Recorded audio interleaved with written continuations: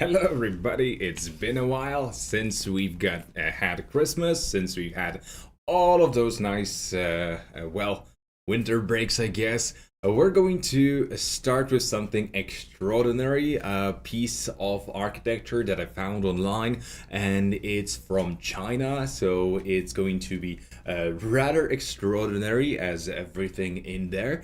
So welcome everybody. It's so nice to have you after this short break. My name is Michael, and I'll be your host today. So let's get into it. So for those of you that just joined in and that are here for the first time, my name is Mike, and as I said, I'll be your teacher for today. But I work for Vizacademy, an online school of rendering that will teach you how to create beautiful 3D renders in less than 7 weeks. So I'm super excited for this webinar because, well, we've got quite a lot of topics to get into. So hello, Krishna, and Abdullah, Alberto, Rakesh, also Pascal, hi, and well, all the best to Canada. Hello everybody, hello from Pakistan, hello, how are you, sir? Thank you very much, I'm fine. Happy New Year to you too as well. So, hi from Iran, salam, salam. I need to learn how to respond to that because there's a very nice response to salam alaikum. I just need to learn how to do that. If you could help me with that on a chat, I'll be very grateful. So hello Usama, hello Sarang, and that's all for the welcoming. So what are we going to be using? We're going to be using some of the resources that I've prepared for you. So obviously we're going to be basing our model on everything that we prepared. So it's going to be something that we can salam you alaikum, alaikum. Yeah, thank you very much. Now, live modeling from zero to hero, and that's what we're going to be doing today. So I'll be sharing this floor plan with you. So it's going to be in a form of a vector. So it's going to be easier for you to get you started, to trace everything, and we're going to save a little bit of time that way. That's going to also help you create the image that we're all aiming at. Hello Mike, I have a problem. I've upgraded my RAM from 6 to 12 gigabytes of RAM, but after that 3ds Max keeps crashing during render production. Please help me. So ArtLife, that really is unfortunate, but it may be related to many factors.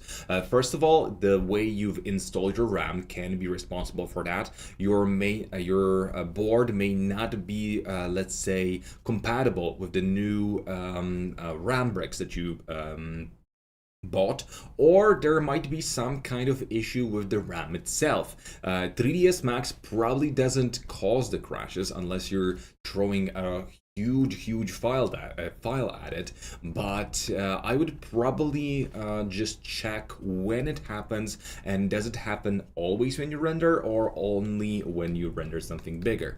Also, if you're going to snoop through the internet a little bit further, you're going to be able to find all of those plans that I also was lucky to find.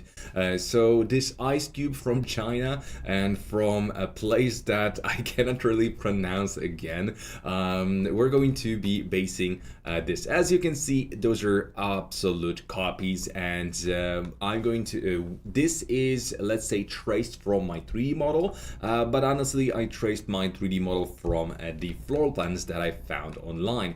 That is why it's going to be easier for us to also read some of the info, although the floor plans that I've got aren't the best quality when it comes to pixels. Then well, let's just open 3ds Max. So first thing first, I've already dropped my image as a background, so it's going to be easier for me to trace everything if we need to. Also, we've got a few floor plans already at the back, so I'm going to just cut a few corners, and we're going to be able to create those. Well, we're going to start with the traced background, or let's say the base for our model, because this is going to needlessly take us a lot of time, and honestly everybody can just create lines like those. As you can see, those are very simple to do, but to do it precisely, it's going to actually take us some time, so I chose to just skip this element for today's webinar. But I'm going to be sharing this exact file, the starting file, with you on our Vizacademy platform. That's going to be on www.vizacademy.co.uk, so everybody will be able to download it in a freebie section after logging in. So which render are you going to use for this model? Obviously Corona renderer this time. Hello from India. Your teaching methods are very clean and concise. Thank you very much, Kadar. It's really nice to hear that. Add another 32 gigabytes and you should be fine. Łukasz, that's probably a good idea, but it's unfortunately it might unfortunately not be the only right solution. So let's examine what we've got at the moment. So I've traced this element. Also, we've got this plane that is going to be doubling as our water, so it's going to be the easiest thing ever. So it's a simple plane. No need for the details, but let's get started. And really, what we will be focusing on the most in this webinar is just one of the cubes, and we need to know what exactly we want to build for it. So allow me to go for the epic pen to get exact measurements and some of the details, so we can understand what we're going to be doing. So as I said, I found all of those floor plans online, and it's really going to be a piece of cake for us to read through it. So first of all, we've got columns that hold the floors. You can see that they go from the bottom to the top, so it's very simple to really trace. Those columns are as follows: 1, 2, 3, 4, 5, 6, 7, 8, 9, 10. But we're going to make this a little bit easier for ourselves, and we're just going to do the symmetrical version, where we're going to be skipping some of the elements. So it's just for the sake of consistency, and because we're going to be copying a lot. Then we also need to take into consideration the main idea behind this whole building, which is the ice cube. And this is going to be a distanced glass, where we've got one layer of glass, then a little bit of distancing, and then another one with a special frost-like effect on it, which I have no idea how they did it, but the building itself looks amazing, so I highly recommend you to Google it, because it's super cool. Also, what we're going to be talking about today, or mostly what we're going to be trying to trace is all the details. As I mentioned, we're going to be trying to do it as best as we can. So it's 1, 2, 3, 4, 5, 6, 7, 8 elements. Then we've got 7 from top to bottom. The height of a single cube is approximately 17.5 meters, so we're going to take that in consideration. And we've got some nice detail holding all of that together. So let's get started. How would you be starting a model like this? Because you obviously need to have some kind of basis for it. So we already have the traced element, and we have to always look at the references that our client or whatever references we can really get our hands on.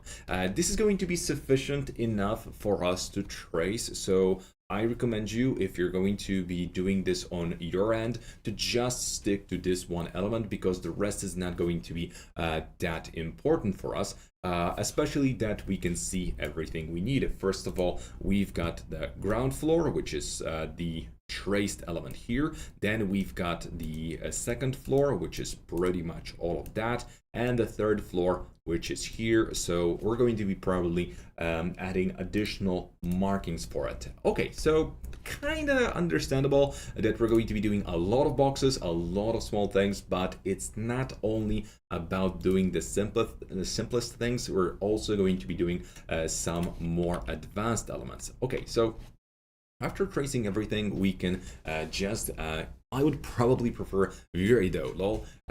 Well, Viri is cool, but at the moment I cannot really switch to it from the bat, because I've already prepared this webinar for obviously for Corona. Hello sir, I have a question. If we join the mini course, we can download the 3ds Max student version for free? That's actually a nice question, and I cannot answer it right now because I don't necessarily know.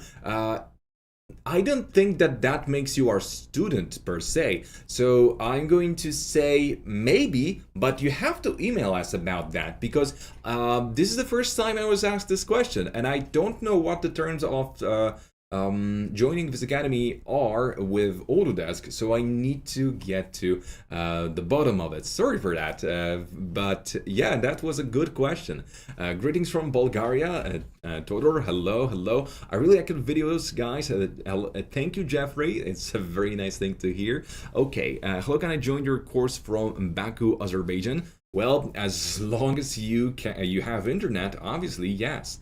So let's create our first cube. The first cube needs to fit in this area. So as you know, we're going to be using some imprecise floor plan, which is going to be based on an image to train our brains to get a little bit of more muscle memory in 3ds Max. This is not going to be a work for a client, so we can go ahead and be a little bit imprecise in some elements, but obviously we're going to avoid being sloppy, because that's actually not a good trait to have.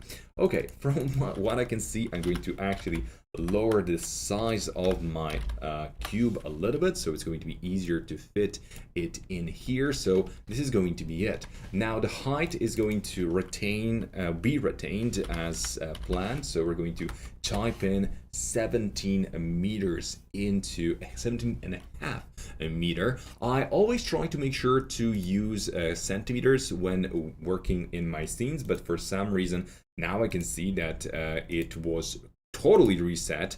Wow, that would be really weird if we would continue. But lucky for us, it's not a problem. So at this moment, I'm just going to pull all of those elements slightly higher, so it's going to be actually closer to the ground, because for some reason everything moved before I've actually started this webinar. I have an Intel Core i7 and 32 gigabytes of RAM. Is it good for Corona render? It's Mustafa, you know it is. You're just showing off, you're just bragging about your awesome computer, not asking questions. So yes, it is good enough. It is good enough. Hi Mike, how are you? Enjoyed Christmas? Yes, Asim, I did enjoy my Christmas. I spent it with my family and also some of my friends. So yes, I can say that I really did enjoy the Christmas this year. So let's look at the floor plan. We've got a few cubes that we need to stock in the right order. Best way to do it is obviously to trace the images, so we're going to do exactly that. Let's unhide what we hidden, and let's just try to put our image on this plane. And it's just going to be a formality at this point, but we always need to remember about two things when doing this. First of all, dimensions. That's going to be super duper important for us. Yet we're going to have to scale the elements a little bit to get the right amount the right numbers in. So first of all, the length is going to be our height. So we need to type in 1180. So let's just do it, 1180. Okay, and then we're going to be typing in the second measurement, which is 1673. Okay, 1673, and that's pretty much the right proportion. It obviously doesn't fit our needs, so we need to enlarge it a little bit so that it fits our image, I mean our model. Just for the sake of it, I'm going to copy this one cube and try to trace my image. I know that it seems a little bit primitive to trace the image the way I'm doing it right now, but believe me, it's going to really pay off in a second because it's the easiest and fastest way of doing things. And when you're dealing with 3D visuals, it is best to be efficient rather than precise, because nobody's going to be looking at 5 or 3 centimeters differences, so just ignore that. It's better to be efficient. I have an i7 with 48 gigabytes of RAM on my laptop. My desktop is even more powerful. The time prophet, I must say that, you do have a right name for this kind of machine. So thank you, sir. I really love your tutorials. Mustafa, nice to hear that. Thank you. Did I miss any questions? And this, okay, wait a second. Channel is the best. I have more than 10 years of working with 3ds Max, and I can tell that I'm still learning, and this channel is very good way to. Thank you. That's super cool of you. How can I solve the problem of noise in interactive render? Also, there is a random lighting. Well, I would have to see your scene exactly to be able to help you, but typically the reason for excessive noise is incorrectly placed light. So make sure that you do not have any lights that are intersecting with a geometry. So for example, if you're going to have corona light or any kind of light source in your scene, remember that if even slightly your light is touching on an element while rendering, you're going to get way more noise. Also, in your interactive render, there is a different setting than in your regular render, so it is going to cost you a little bit of time to render in interactive, because, well, it's, let's say, designed to give you quick, inaccurate result rather than everything clear and smooth. That is why we've got all of those denoising methods in 3ds Max built in right off the bat, because that's really going to be the best way to save that minimum amount of time when dealing with your renders. So right now what I'm doing is placing the simplest boxes in where we're going to be later placing the main cubes, and we're going to be doing a very hacky modeling, because when it comes to repetition, I love 3ds Max for that. And with the materials that we're going to be creating, it is going to be extremely easy for us to trace everything. So we're either going to be modeling the elements from scratch, or we're going to be doing the hacky version, depending on how much time depending on how much time we have on our hands before we get to the point where everybody's tired of me clicking, we're going to decide as we go. So let's unhide everything. Now we've got 17 meters above, so let's just place this box again, and that's just going to be a piece of cake. So the main highlights of today's webinar are going to be distance map in Corona Renderer, and also a few hacky tricks when it comes to your scene and light, because a lot of you will probably think that when dealing with a frosted glass,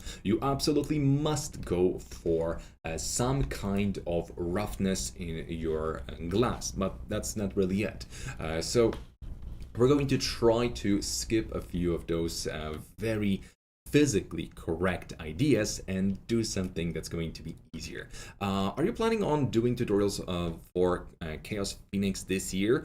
Well, gosh, it depends what tutorials you would be interested in. If you have some ideas, you can email us at info@Vizacademy.co.uk, and we might just consider it. We're going to be doing this type of webinars each week, so we might squeeze in a few Phoenix related webinars for you guys if we're going to have some good ideas out there, because obviously creating this kind of videos takes an enormous amount of time to be fluent at it, to give you all the resources and actually make this a coherent learning experience. So as we go, I'm always open for some suggestions, and since we're on the topic, like and subscribe, because that's pretty much going to help us the most. So hi from India. What is alternative V-Ray two-side material to Corona material?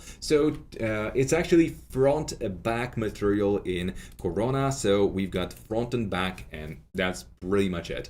So it's two-sided material. You can use it with your bigger materials, layered materials, composite, whatever you think you need, it works. So now the easiest way to create those cubes, or to melt them or merge them, is to go to compound elements and go to just compound objects, go to Boolean, select union, and we're going to start picking. This is going to be the best and fastest way of creating this huge cube or this shape, because otherwise I would be tracing this using some kind of lines, and that would be also fine, but it would take me longer than just merging those together. I'm going to do exactly the same thing at the top, so we're going to Boolean and we're going to just unionize those because we can. And now we've got all of the cubes in position.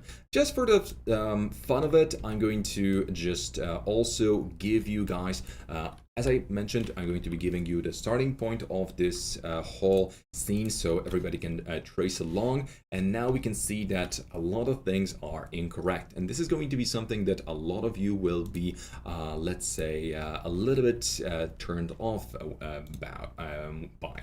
But the thing is that all we need to do is go to vertical camera tilt shift and just correct it.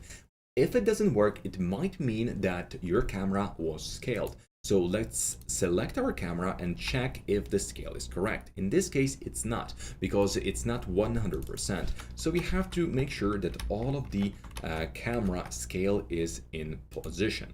And if it still doesn't help, we're going to have to also turn on our target and turn it off if it's not going to be a necessary part. Okay, so at this point we're close enough to what we need. We can try to manipulate those elements a little bit, but it's not about being pixel perfect. We're just going to do some tracing as we go. So I'm just going to calculate this or treat this as some kind of error as we go, because this is not supposed to be happening.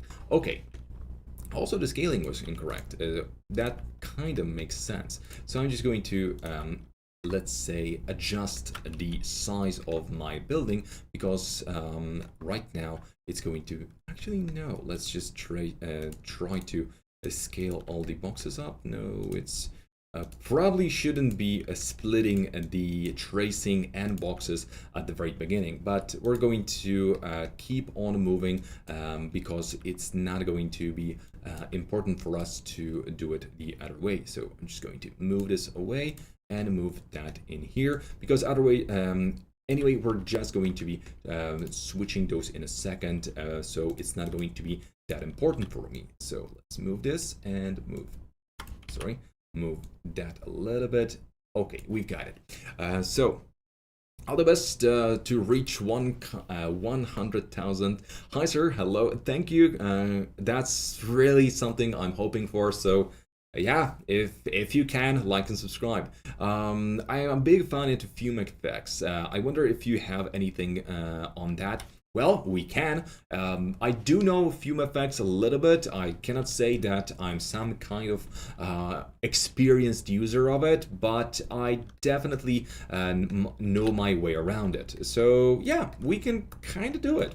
Okay, so now we're going to do a trick that a lot of you would be a little bit turned off by. So first thing we can see here is that we've got some kind of let's say problem with our floor plan, because it's at a very funny angle and we have a cube, a literal box. It is definitely going to be harder for us to do any manipulation, any modeling on this object if we're going to keep it this way. So in normal circumstances, you're not going to be starting with a box as I did, because right now I know exactly that it's turned by 8 degrees and point is 305. So what we can do is, let's imagine that instead of creating a box, we've got some kind of object that has its pivot reset. It's no longer going to give us any kind of information on the rotation. So how do we really get this straight up? Well, first thing you can do is go for AutoGrid and make sure to create a box or any other object on surface of your element or any kind of wall of the object that you're trying to model. So right now you can see that this box that I've created has the same rotation that my object just had. So now I can copy this number, delete what I don't need, and with magic of 3ds Max I can rotate it by minus the value that we just got. And thanks to that, I've got perfectly straight box in my viewport. So it's going to be easier for me to do all of that. Because I've reset the X form, it's going to also be separate to my object that I copied. So it's quite cool to have it. Normally, I would recommend you to stay with instance, but we're going to do a lot of modeling in here, so it's not going to be that necessary. Okay, so first of all, we need to create the outer grid and we need to create all of the floors. So that's going to take us a few seconds to do. How do we really get into, let's say, how do we get information on what it's supposed to look like? I would recommend you to Google that and visit some kind of websites that will have the info on the site that you're modeling. But in this case, we don't have the luxury. Let's just imagine that we don't. Using HDRI to lit an interior apartment, we rotate HDRI for camera 1 or other cameras. Do we need to rotate each time for other cameras? It depends on the effect you're looking for. Typically, if you're going to need to create some dynamic shots, definitely yes. But if it's going to be just one interior at some certain daytime, I would definitely just keep it in one position. But what I like doing is, instead of rotating it for each of the cameras, I go for multiple maps and just apply multiple versions of the same or even different HDRI. That's going to be just easier for me to then turn off light number 1, light number 2, light number 3. So I can just switch and check a few more additional options. So it's just easier to do it that way. How can I render 2 or more cameras together with interactive light mix? There is no way to render multiple cameras at the same time, unfortunately. So there's no way to do it. You can only scheduled, rendering one after another, but you cannot render multiple scenes at the same time because that would require a lot of extra programming from the developers. So definitely don't count on that. Okay, so first thing we're going to do is add the inset that we need here. Because it's a huge object, we're going to assume that what the architect meant is 1 meter. So we're just going to do that.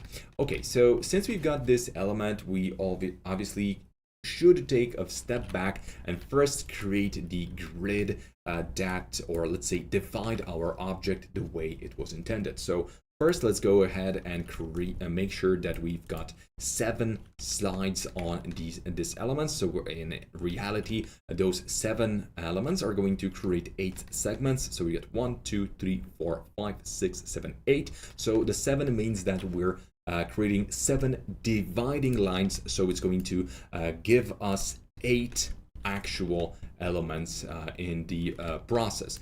For the height, we're going to do almost the same thing, but we're going to lower the number by 1 because we're going to be putting our floor number 1, floor number 2, floor number 3, and this is going to be the roof part that is not going to be taken care of that much. So now we've got the top part. If you don't have the selection, what you can do is go by angle and just select the top. It's the easiest and fastest way of selecting elements like that. The reason why we went for our lines first is to make sure that we're saving a bit of time on those lines because I wanted to have this exact effect. If we would do it the other way around and actually create the box first, then add the inset that we just did, it would not necessarily be a big problem. But now if I'm going to go for the ring, what you're going to see when adding connections is that all of those connections have different angles.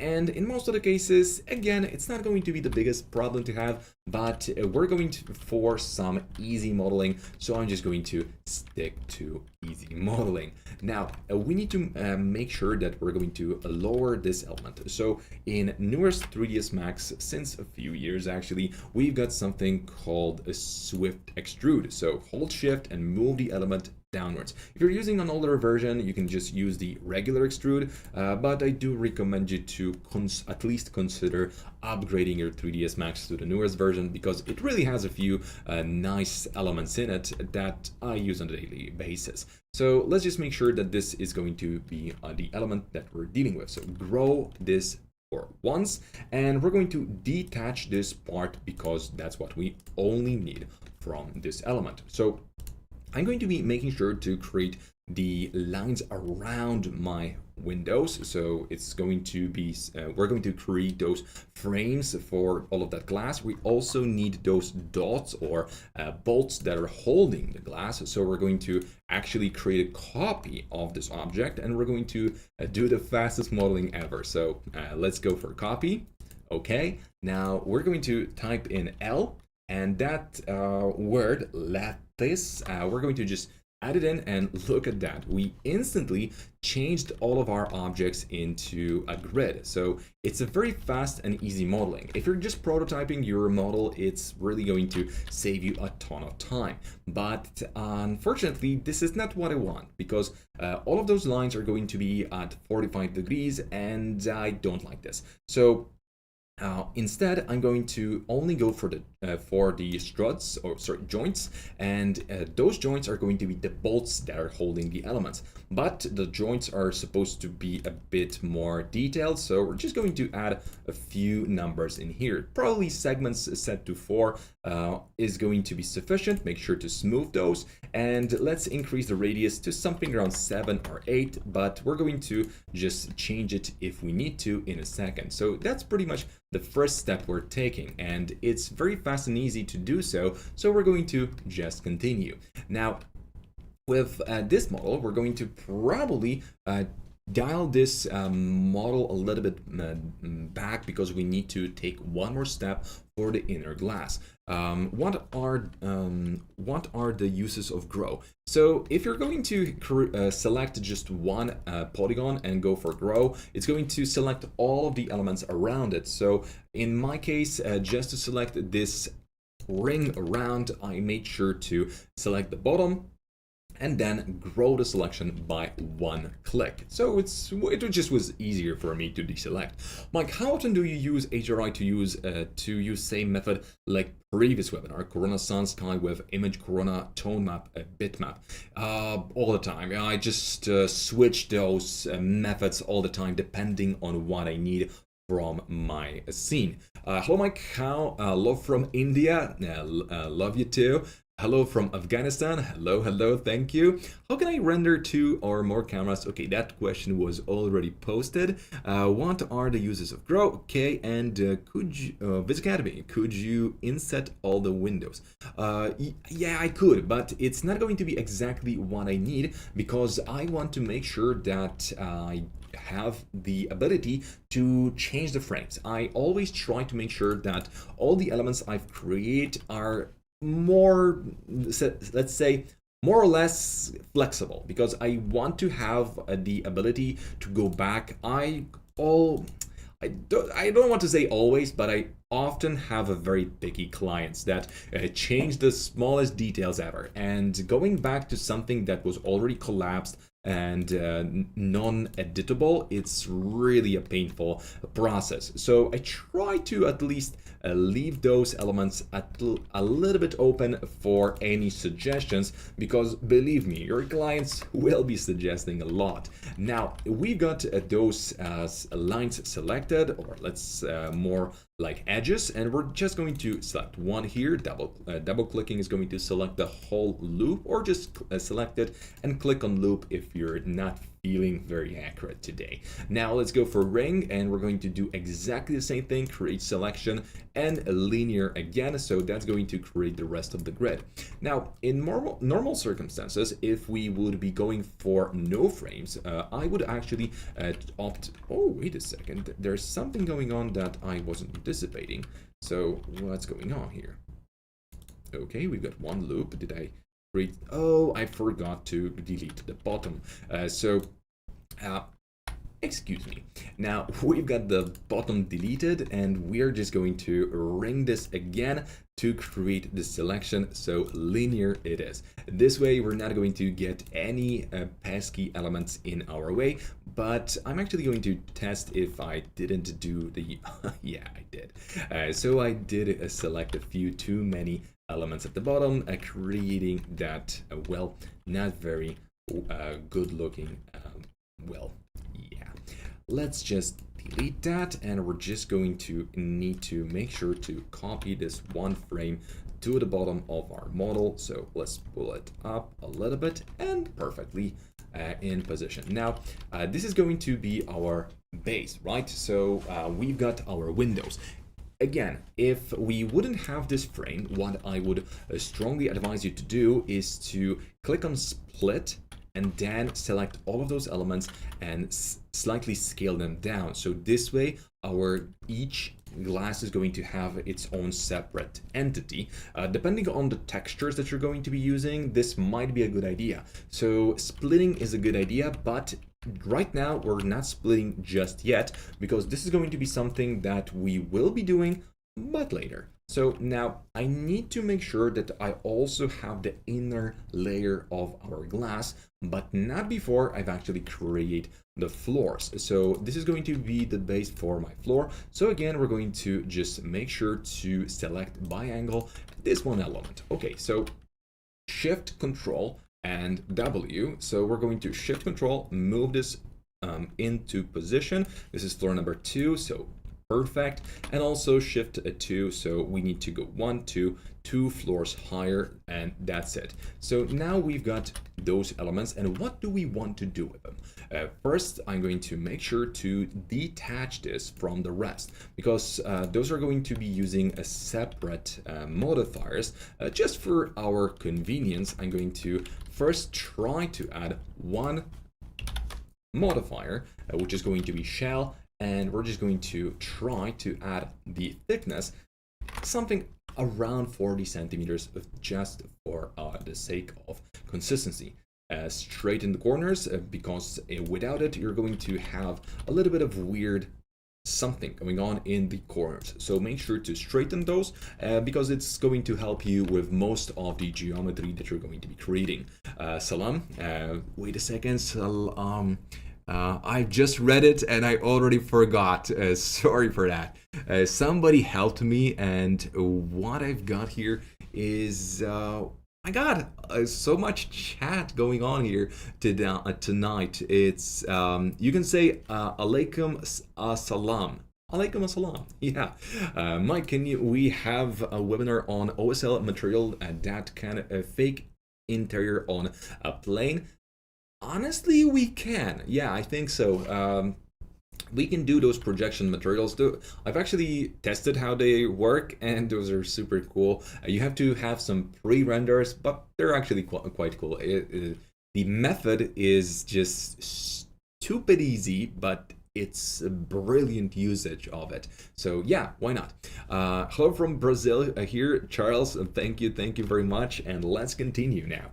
So this is going to be the base of our model. It actually looks already quite nice, but we still need a few details inside. So remember this. Oh, I actually have too many elements at the bottom. So let's go back. Okay, delete this. Really smooth. Okay. Now, I need this outer shell to be also the inner shell. So yes, we're going to be able to just do that by creating a quick copy. And the easiest way to go about it is to either scale this down or to delete the top and create a shell that's going to be the same size as our inset was. So I'm just going to create a shell, 100, delete this and convert this object into a little poly. What does it give me? Well, the ability to quickly delete the outer shell and just be done with it, because now I've got the inner glass in. And because we've already know that we've got the walls created, I only need to delete what I won't be using. So essentially I need to just delete the top. And one thing that is extremely important when dealing with any type of glass whatsoever is that you always need to make sure that you've got your normals correctly done, because I'm going to be going up all over this topic in a second, but for now, just keep in mind that this is a very important element when dealing with your 3ds Max. Okay. Hi from Albania. Hello. Brunilda. Hi everybody from Ukraine. Hello, nice to have you, Nikita. I like clay mode for looking at the model, but edge selection with red is very often hard to see. Yeah, I do it because of YouTube's, but I kind of got used to it, and it is a little bit more elegant. It's just, I like what I'm doing, and because of that, I kind of try to make this as enjoyable for myself as I can. So I also ensure that whenever I'm working with 3ds Max, I'm just making this the my workflow as pretty as I can, just for my own enjoyment. This is not something necessary, it's just I like it, so I do it. Okay, now I am a huge fan of using and reusing parts of your model whenever you can, just for the sake of saving a little bit of time. And this is not going to be a different scenario. Okay, so wait a second. Let's deselect this. And what's going on now? Why am I locked in? Okay, that was weird. Oh, I was still in attach. Okay, so we've got this model, right? So I'm going to select this ring at the top.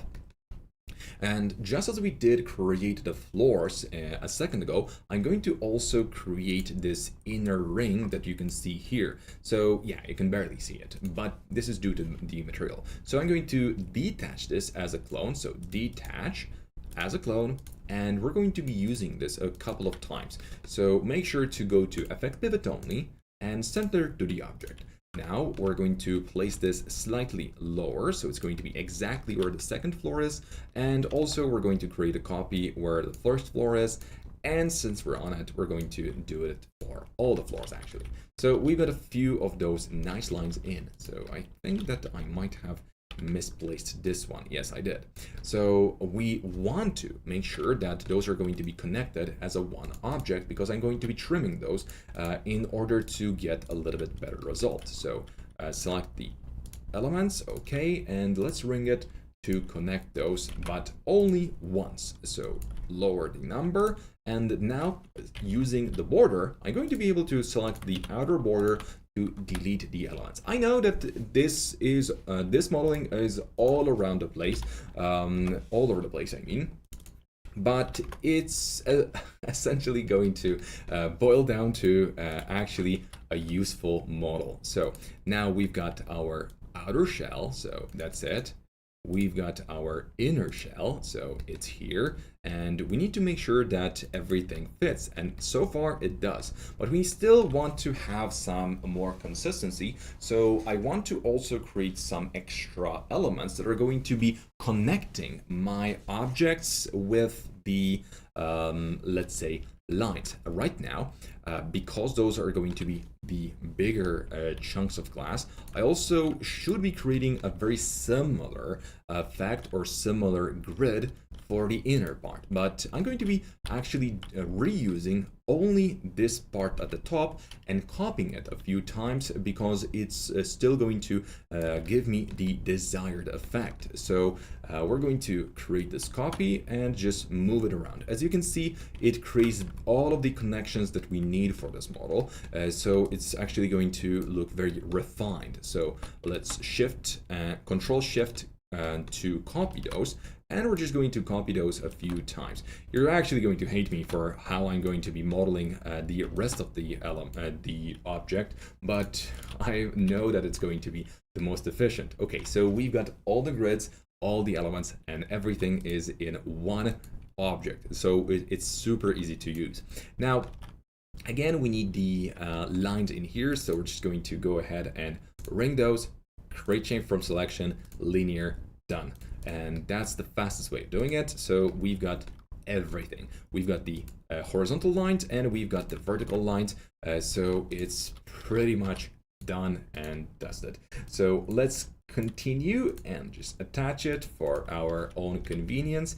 And pretty much this could be the moment where we can start rendering this to see what we've created. But we still need to have those pillars that I've mentioned at the very beginning. So looking at the floor plans from the website Undisclosed, it's Art Daily, we've got those 6 pillars. Those are actually going to be quite important. So I'm going to be adding those in my model, and since I am super lazy, or let's say super smart about my model, I've actually saved us a ton of time by making sure that this model is going to be totally straight. So imagine that we would be adding this at an angle of 8 degrees. This would be a nightmare.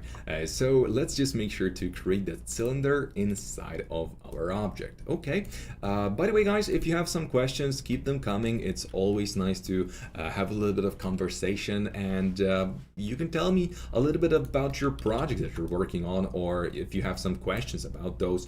I'm always happy to give you my advice. It might not be a good advice, but I'm going to try my best. So let's put this on 0. So if you right click on any value in 3ds Max, it's going to automatically try to set the lowest value possible. Often it's going to be just 0, because not all programmers went through the process of actually reading the memo that it is supposed to work like that, but it's actually going to be at least good enough. So radius of 40 centimeters actually makes sense, 35 for the a little bit a slimmer look. And now we're going to pull it up, okay. Let's make sure to connect this to the bottom of our top floor. Okay, so bottom, not the top, because I don't necessarily like to have my geometry intersect with one another. So now let's just make sure to copy this a couple of times, because that's actually what we are going to be doing with this object. Control-Shift-A to select similar, or the objects, and you can see that now I'm actually creating arrows because I also have a separate software turned on to help me navigate when I'm trying to give you some advice. So okay, let's create this, and 2 copies as we go, and this middle part is deleted. Okay, now done. We've actually created this first model. It's not that bad. So we've got this cube done. Yes, it's a box with a lot of small detail that a lot of you are going to probably say, yeah, it was excessive, but honestly, it's not. Now, the funny part is that we've set all of those boxes and we're going to be using them in a second, but we kind of want to set our lighting first. So what I'm going to do is to again save a little bit of time and to save you guys a little bit of sanity. We're going to be creating some corona lights inside of our object. So we might be creating those outside on the brim or rim of our object, or we can just create those exactly behind our columns. But what I like to do, or what I want to do in this case, is to make sure that those lights are going to be just right outside our first window, so there's going to be more reflection. In this case, it's going to be a simple disk. So set it to disk. Let's set our lights to size 5, because a larger is not going to be better. And now we're just going to create a few copies, so that not copies. We actually can continue with copies. I'm just going to create a few copies, and we're going to fix this mistake in a second, because this is something that a lot of my students do, and they often kind of feel defeated, because then you've got hundreds of lights and you have to deal with them individually. Now, it actually is no longer going to be a problem. It never was a problem, because there are solutions to almost any problem in 3ds Max, but it might be intimidating if you're, let's say, new to the software. So what do we do if we made this small mistake, that we can really see right now? Because I've got all of those lights, they look nice, but those are not instanced, but those are actually copies. So I only can manipulate one at a time. What I like doing is creating a copy. Well, our problem started with a copy. Now we select all the rest and make sure to create some kind of managed selection. So we're just going to create this pseudo group, and let's just go for light 01. Okay, so it's an easy name. Now we want to select our main object, go to the object replacer in 3ds Max, which is a new add-on in Corona. So Corona 11 actually has something useful. So we're going to go for add, which is going to be our Corona light. I do name my objects typically a little bit better, but this is a live webinar, so I'm going to just ignore it. But you know what? Let's just go for Ice Cube, and that's going to be more to the point. Now we want to select our lights again. So all the lights are selected, right? So we've got all of those, and we want to just go ahead and check all the options. Cloning type, instance, seed, doesn't matter. Advanced options, no need for those. And we're just going to go for start preview or apply. In this case, there's nothing to really change or check. We just apply. And now what we have is that all of those lights are now connected as instance to this one object, which is extremely cool, because again we saved a ton of time and we no longer are in trouble, because we can continue our work without any obstacles. So we're just going to place the elements. Now make sure that our rim elements are not going to be intersecting with our lights, because that's going to be creating excessive light problems.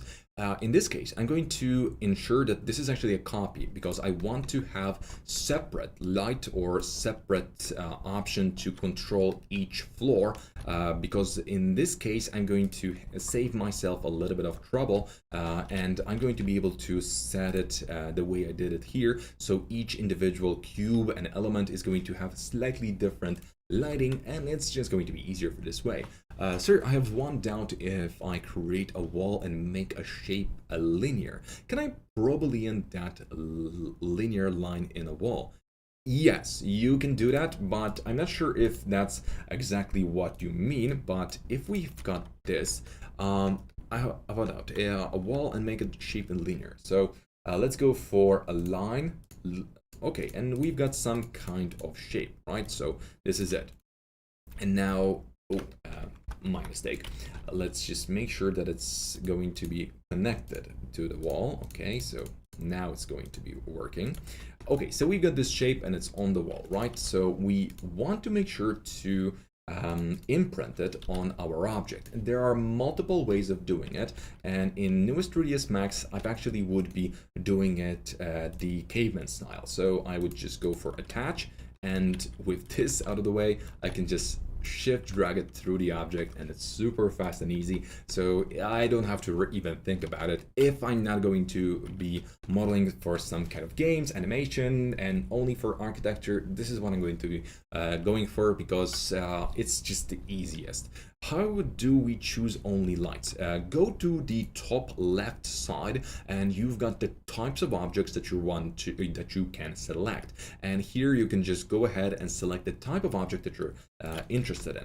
Also, a very handy shortcut is Shift L to hide and unhide lights. Shift G is geometry, S is for splines, and C is for camera.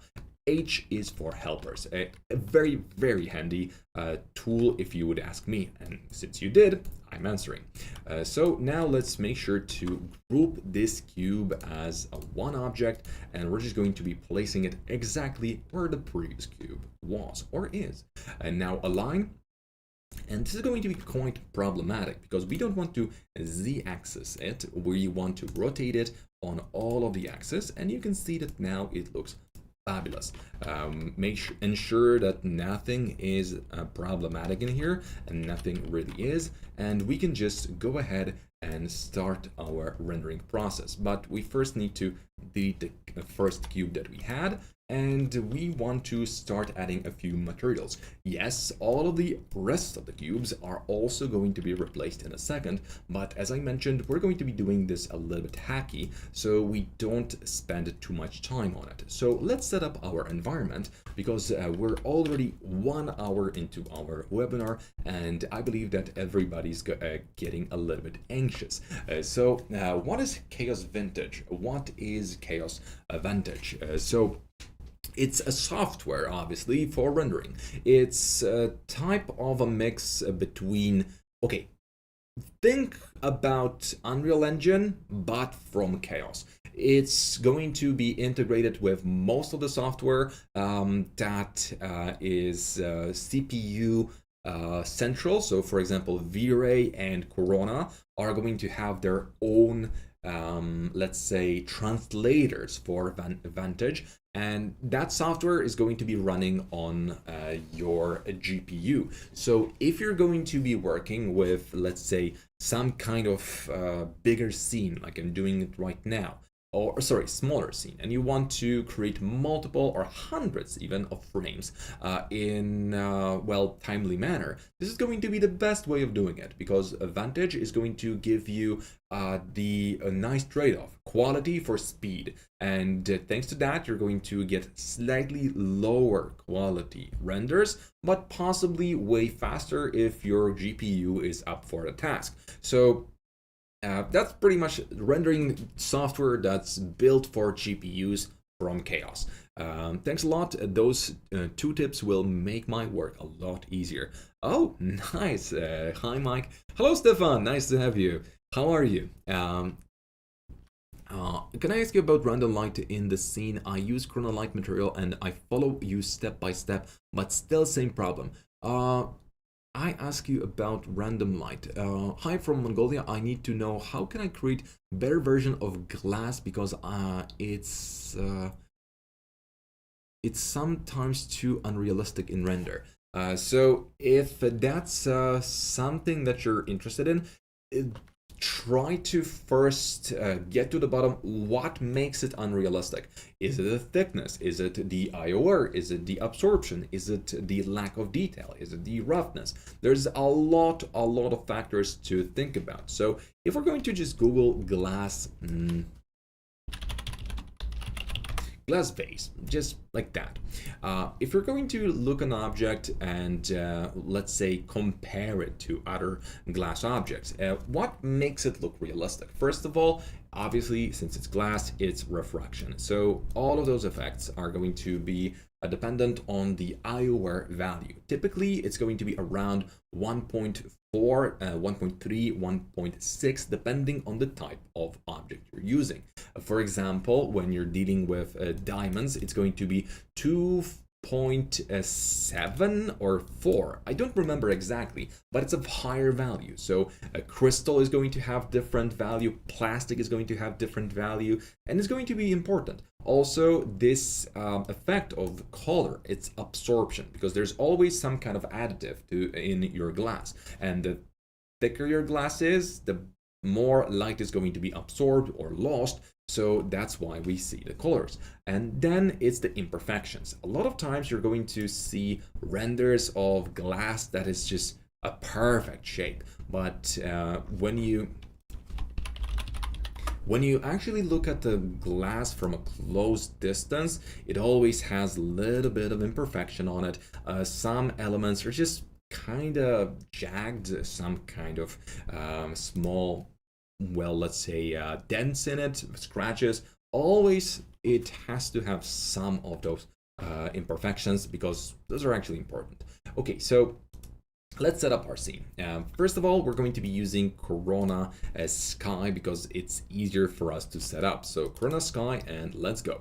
Now, material editor, as always, we're just going to go ahead and apply it in instance. Perfect. Now, in my case, because this is going to be more of a night scene, I want to make sure that everything is going to be nice and dark. So first, let's place this object, okay, and let's start rendering as we go. So yeah, this is how our scene looks like by default.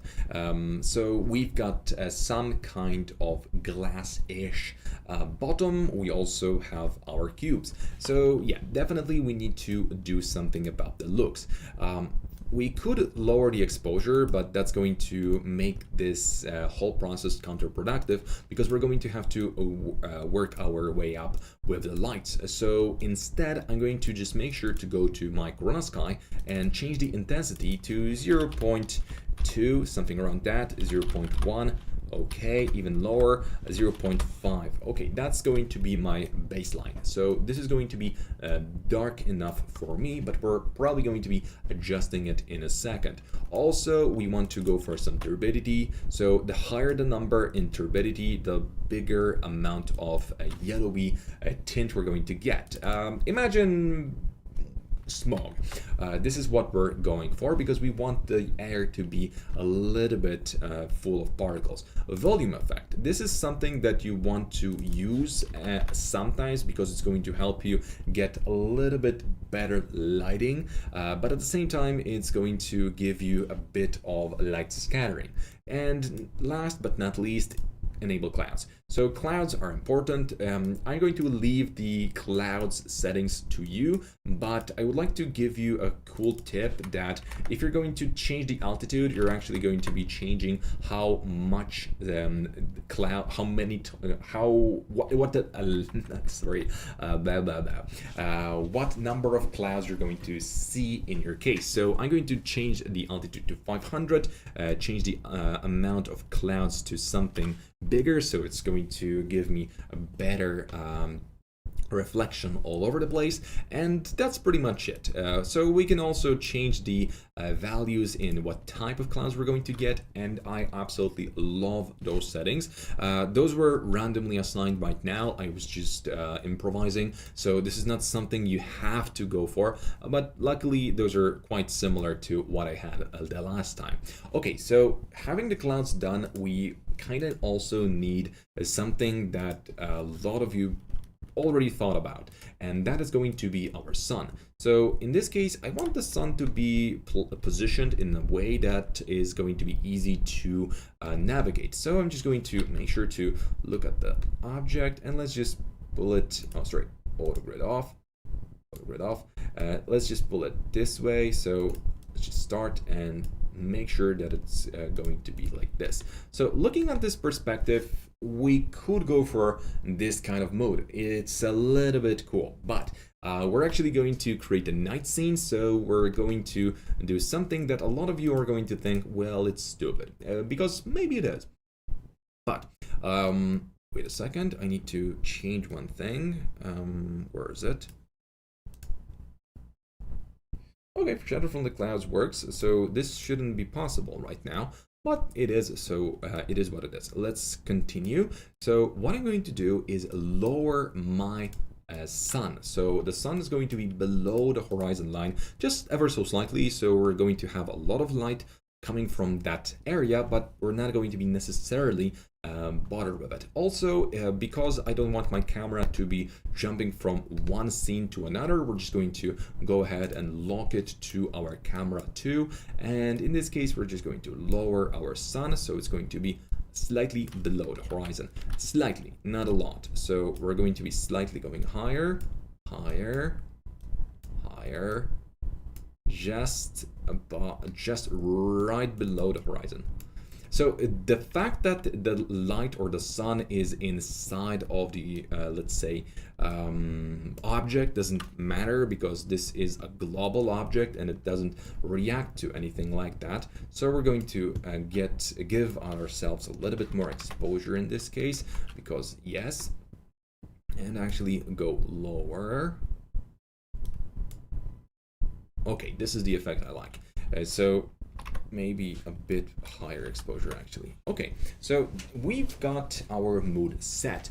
What we can do at this point is try changing our lights or sun's color if you're going to need to do that, but it's going to have a little bit weird effect, because that's going to turn off the realistic. But if you're going to go for realistic, it should remain looking good. Now, you can also change the intensity slightly, but since the clouds are on, it's barely going to have any effect whatsoever. But another trick that you can change, or sorry, use, is setting your light's intensity or sun's intensity to 0 to control where the cast is, but not exactly add any kind of sun. So it's just going to be a neat trick to think about. Okay, so now stop the rendering, or you know what, let's restart it for a second, and we're going to group open recursively, and now we're going to just try to hide our first layer, so we're going to see our lights. This is pretty much the effect we're going for, and it's a very nice start. So first layer of material that we're going to be creating is obviously going to be simple glass.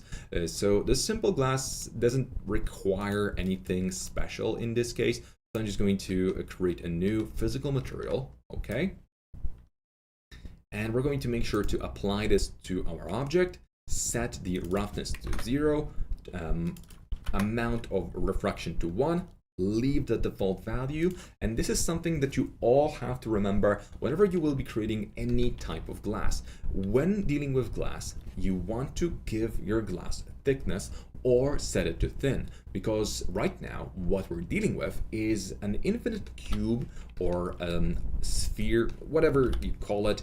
It's a gigantic glass cube and not exactly some kind of let's say well, not a glass sheet, or just, well, yeah, you get the point, right? It's a gigantic object.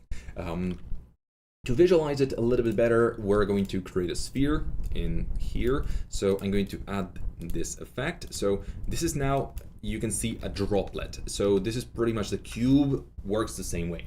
But if I'm going to add a shell modifier to my object, you can see that now it acts as a bubble because it's empty inside for 3ds Max. And that's exactly what we want to do with our glass for the objects. So either we're going to change this to thin, and that way all the glass is going to be already acting as the bubble, and it's pretty much going to be perfect because we actually don't need to have any kind of extras in there, but we might want to go for it slightly because it's actually going to give us the ability to add absorption. But instead of absorption, in thin option, we can also go for some darker value, lower our refraction a little bit, so it's going to be not as a refractive. You can see that now it actually looks like glass because it has this extra effect.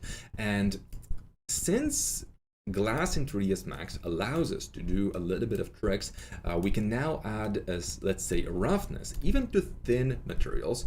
We can add a little bit of it to create that extra effect around the corners. You can see that the glass is actually giving us a more milky effect, and that's super, super cool because we're getting a really nice effect. I mean, it would be nice if it actually wouldn't be blurring out everything on its way. So instead, we're going to go for roughness 0.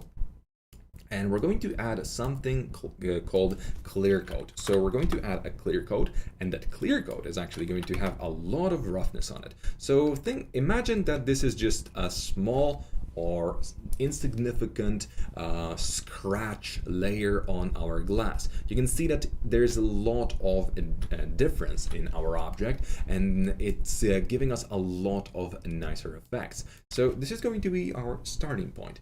But yes, we still need to do the we have to go through the same process for the inner glass because that's pretty much going to be important for us.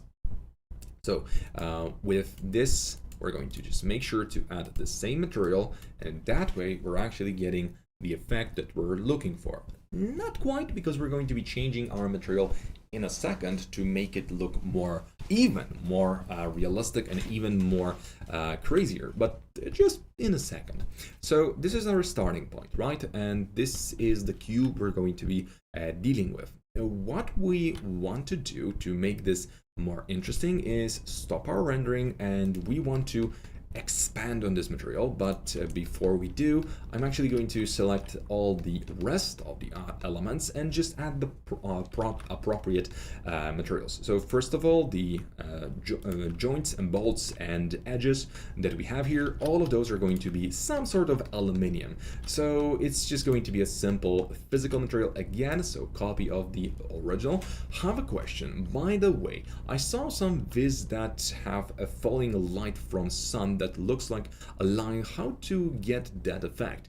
So that is called God ray effect, and we're going to be able to create the same effect if you want me to.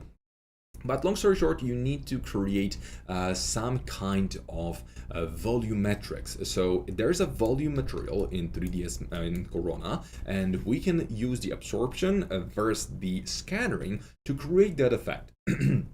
It's actually going to be mostly based on the scattering, but it's good to know that both of those elements are going to take part in it. So we're going to create a simple aluminium effect. So keep the likes coming, guys. I always appreciate those. So roughness, let's go for 0.4, something like that. A little bit brighter color so it doesn't look too dull. Okay, now we can hide that grid to make sure that those elements inside actually have some kind of material. Again, oops, that wasn't supposed to be happening. Hope that it doesn't give you some kind of problems. Anyway, we've got this part, and we could just leave this with grayish color, but we don't want this to be a neutral one. We want to make sure that this is going to be our main wall. we might expand this material, but do not leave it as the background material or anything like that, because if it's going to get rough, it is really going to be rough. Thanks again for your answers. Well, you're welcome. Can you tell me what is your CPU? My CPU is a Threadripper 27. Oh, you know what? I forgot the name of it. Task Manager. Let's see what we've got in here. So actually, could you? Performance. Okay, so the name isn't even displayed here. So open resource monitor. Is it? Nope. CPU. No, also not here. I'm just going to run real quick to this computer to display it, because I know it's Threadripper, but I always 2970WX. So yeah, this is my specs. I used to have twice as much RAM, so 128. But I found out that it's actually too much. For the projects that I'm doing, it's not going. It was excessive, and instead I built another machine that one of my colleagues is working on. So it's pretty much a win-win scenario. Okay, so now with all of those changes, we should have a little bit better looking grid right now, but we still want to expand on that glass material because it's a little bit boring. And this building is called Ice Cube for a reason, because it's supposed to have some kind of ice-like, let's say, properties on the sides. So we're going to be able to either create a very complex material, or we're going to create semi-complex material. So I'm going to go for the semi one. So let's select our glass, which is already applied to all the elements that we were interested in, and just go for change material map type. And in this case, we're going to change it to layered material. So layered material, click OK, and keep all the material as a base. So we're already skipping the process of selecting the elements and adding the material back in. Now, what we're going to do is we're also going to create another physical material, which is going to be representing something that we might call our frost on our glass. What I would not recommend you to do is go for just refraction and create this the way I'm doing it right now, because although it's going to look surprisingly nice, it is going to be rendering almost forever, and it's not a good looks.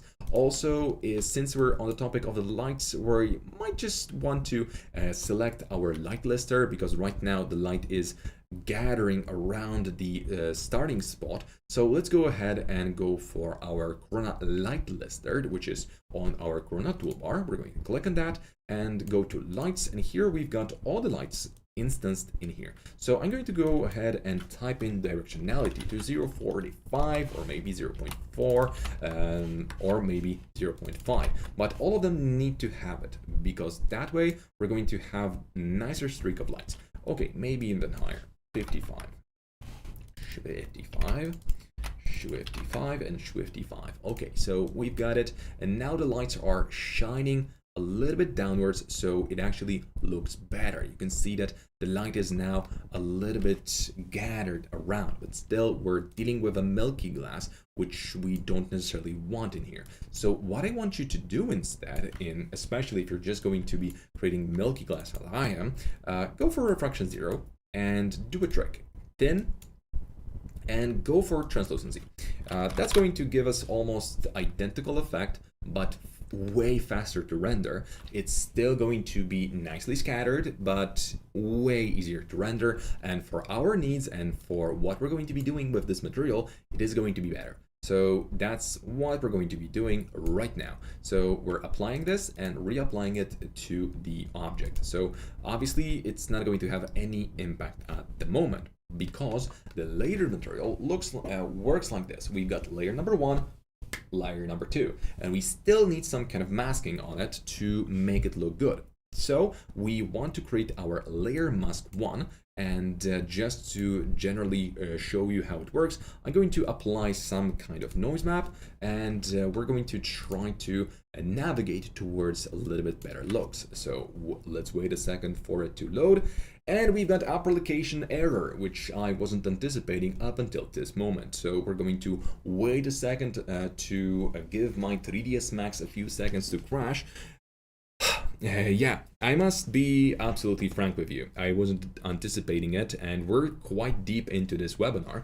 So, oh yeah, it actually is quite painful. So, okay, the application error is going to crash our 3ds Max. Lucky for us, we should have some kind of autosaves, but I need to wait for it to really crash because it's right now gathering all the data for the crash, and we might be able to have the recovery file. Yes, I know 3ds Max is known for crashing, but it's not really going to be that big of a deal because we're also okay, you know what, I'm already bored. Now let's just go ahead and open up our task manager, a new 3ds Max, and let's make sure to kill the process that's already dead anyway. So where is it? So which one is not okay, not responding? Thank you very much. We're going to just have to eliminate you. Oops, I did eliminate the wrong one. I start, okay. Autosave was saved my, yeah, so in this case, yeah, it sucks, but it should be on, it should be working. Go to the folder, continue without restore. I don't want to restore it anyway. Autosave was on. Bad things happen. Yeah, it happens, and honestly, it's mostly due to the fact that I'm streaming, I'm recording, I'm rendering, and I'm, well, doing a lot of things instead of working with 3ds Max and actually allowing it to work. And yeah, since I'm showing you the process step by step, it actually is going to be yeah, more prone to crashes, but it's due to the fact that I'm really well forcing it. So yeah, oh my, yeah, especially during an online webinar, right? I have a question. By the way, I saw some falling light. Okay, so that's it. Can you tell me what is your CPU? Yes, thank you again for your answers. What about the normal map? Okay, so what do you want to know about normal map? Because normal map is actually a bump map that covers a little bit more info than a regular bump map.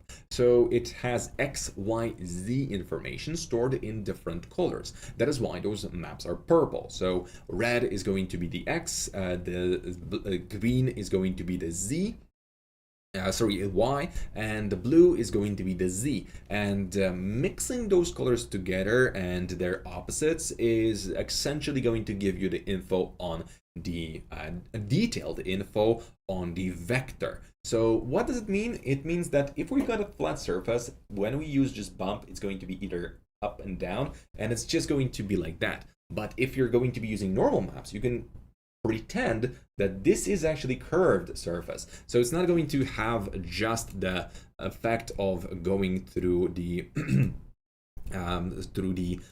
elements. Okay, so date modified, it's from a wow, whoa, ooh, it's a long way back. Yeah, we're going to have to rebuild the few elements. If it's going to be too far back, I'm actually going to just open my main file. Okay, it's not that far back. It's at the moment where we were working on the sun. So I'm just going to rebuild the materials without talking as much as I did. So let's see what we've got here. What about Corona randomizer? Which randomizer exactly? Because there's a few of them in the Corona right now. Corona randomizer, when it comes to object randomizer, randomizes the rotation, scale, or position of your objects depending on the selection. But when it comes to Corona map randomization, it's one of the most powerful tools out there, and probably Corona is one of the best rendering engines that actually uses it correctly. So I would definitely and highly recommend you to use as much randomization for your your textures when possible, but you definitely don't want this to be just some kind of simple setup. So you want to always go for -1 +1 -1 +1 and also 360 in the Z rotation. I know that right now without showing you that map it makes no sense, but I'm trying to buy ourselves a little bit of time because I am remaking all of the elements that we already lost a second ago. So we're going to go for thin glass and also select the inner wall. So okay, so that's it. And we're essentially back, but we're missing the aluminium. So also let's recreate that material. So it's going to be a rather fast process. So Control-Shift-A, we've got, oh, I need to turn this off, okay? And as you might have noticed that it's a little bit annoying, especially for me, when I'm working with 3ds Max and my camera is constantly moving. Because yes, it is annoying and this can really lead to problems. So, well, mate, what you want to do if you're... What?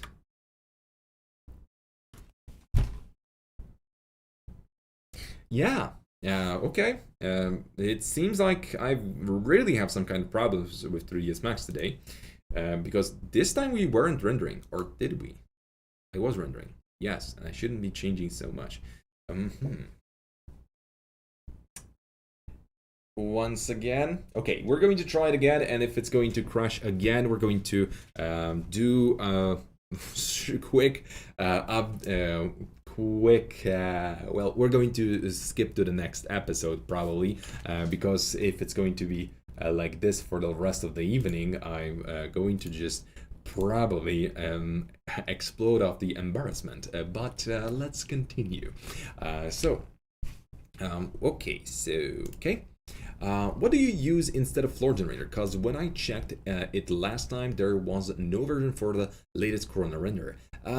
Floor generator is not going to be related to your Corona. It's actually related to your 3ds Max, and Corona is independent to that.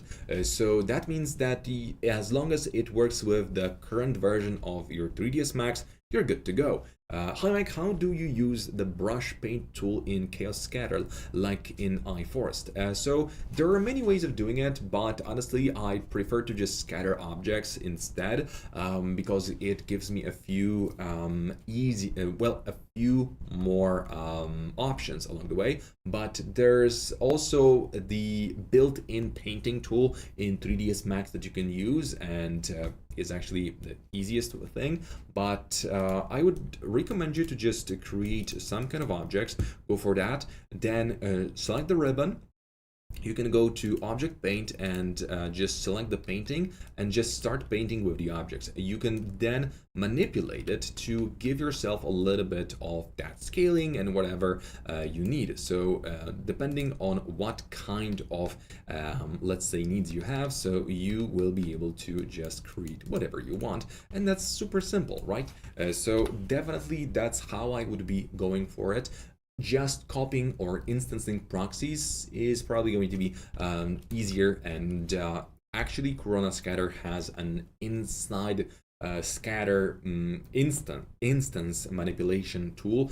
That's the easiest way to do it, but sometimes it's unreliable because it can reset some of the properties of your object. So open, let's see what we've got now in our autosave. So auto backup, it's still the same one. Hooray! So let's just reset our 3ds Max, unhide all, and save the file yet again as something more coherent. So Ice Cubes, Ice Baby. So let's go for start, and we're going to rename this to start 02, so we know that we started for the second time. There was a floor generator for the latest 3ds Max. If there was no 3ds Max version, no current version of 3ds Max, it actually works with the 2023 because it allows one version prior to work with 3ds Max. So just use that one.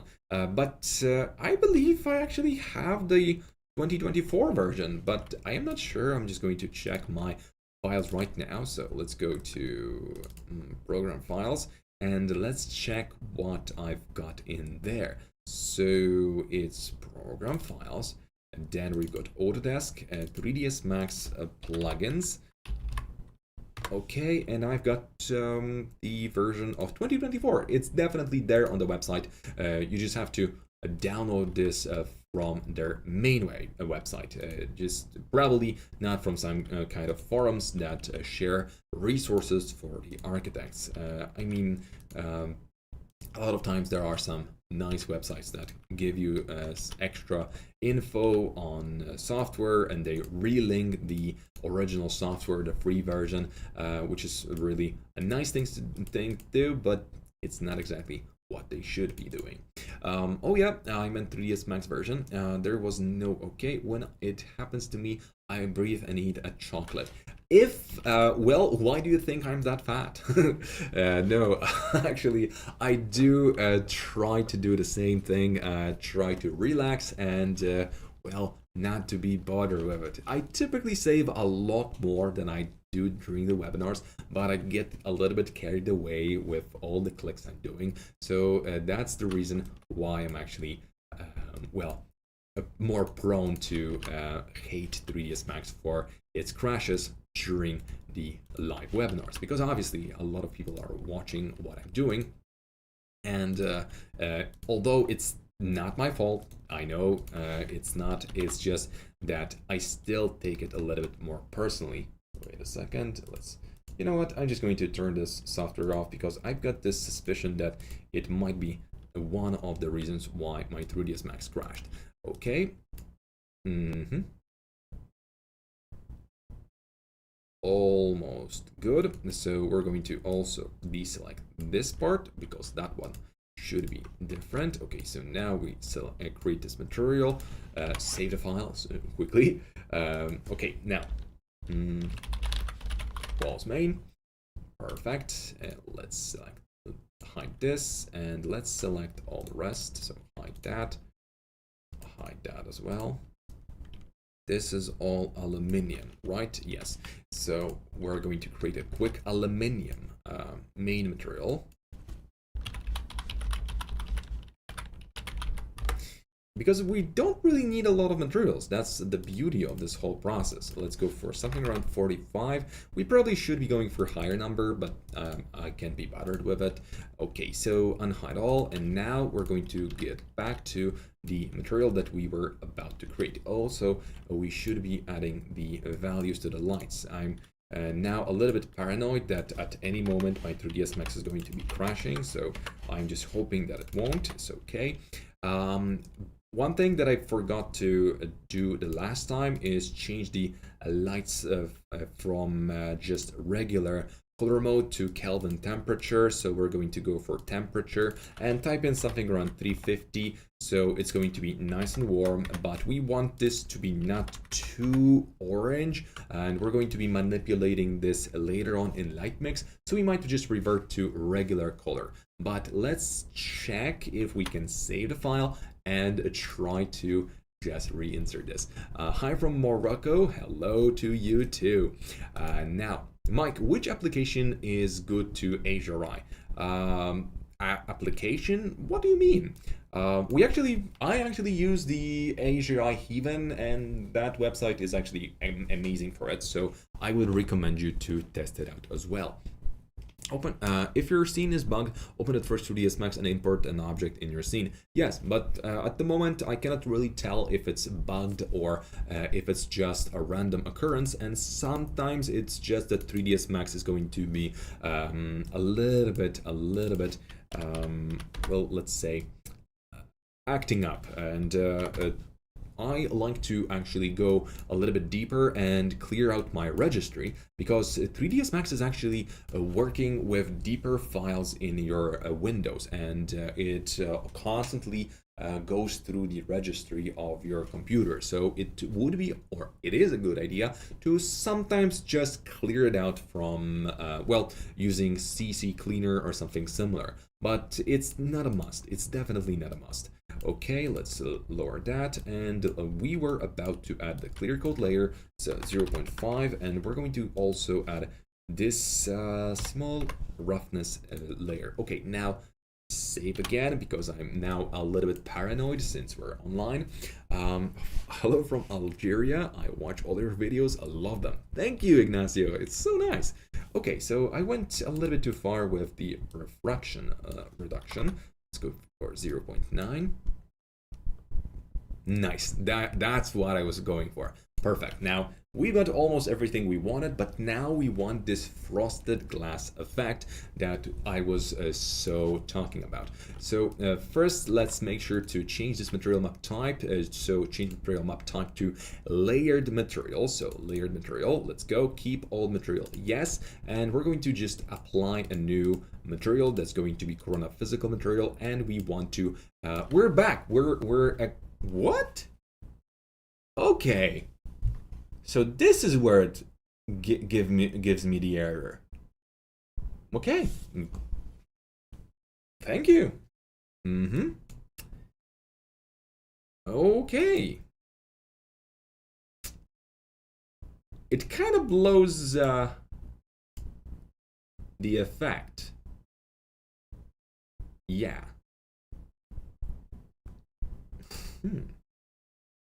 We might not be able to continue. We're going to try one last time, but this time I'm going to not change the material type because this might be related to many small elements. For example, it could be the display error, it could be error related to 3ds Max being a brat, or just, well, it might be random. So it's probably something to do. I would probably have to restart my computer and clear out the registry to get that error off, but the competent material might cure it. You think so? I don't think it's going to. It's probably the fact that I'm changing the material map type because it's just doing a little bit of crazy stuff to 3ds Max that way. Hi, do you know why when I insert an image into plane, when I press F3, it disappears? It disappears because you're changing your material, or let's say your display, to wireframe, and that's really normal. You can there was a method to avoid that, and if I recall correctly, it's related to ignore, show, frozen, never degrade. I think it was it. Yeah, no, it's not never degrade. It was related to object properties, but I do not vertex channel display, vertex text display see through. I actually don't remember how you could avoid this, but there is a very nice add-on that a script that I'm using all the time. Run script. It's a new blueprint noob, and whenever you drop an image onto this cool software, it actually allows you to get something in that manner. So let's go for object properties by layer. And let's see what kind of properties does this layer have. So by layer, and okay.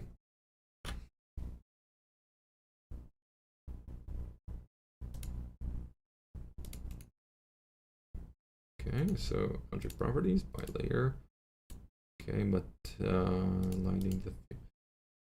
I don't remember which option it was, but it can be set. I don't want to I don't want to dwell on it for too long because I just honestly don't remember, but there is an option to avoid that degradation. So is if we reset it on this time, okay. How do you know how when okay, switch slate material? Okay, let's try it out. I'm willing to try anything at this point.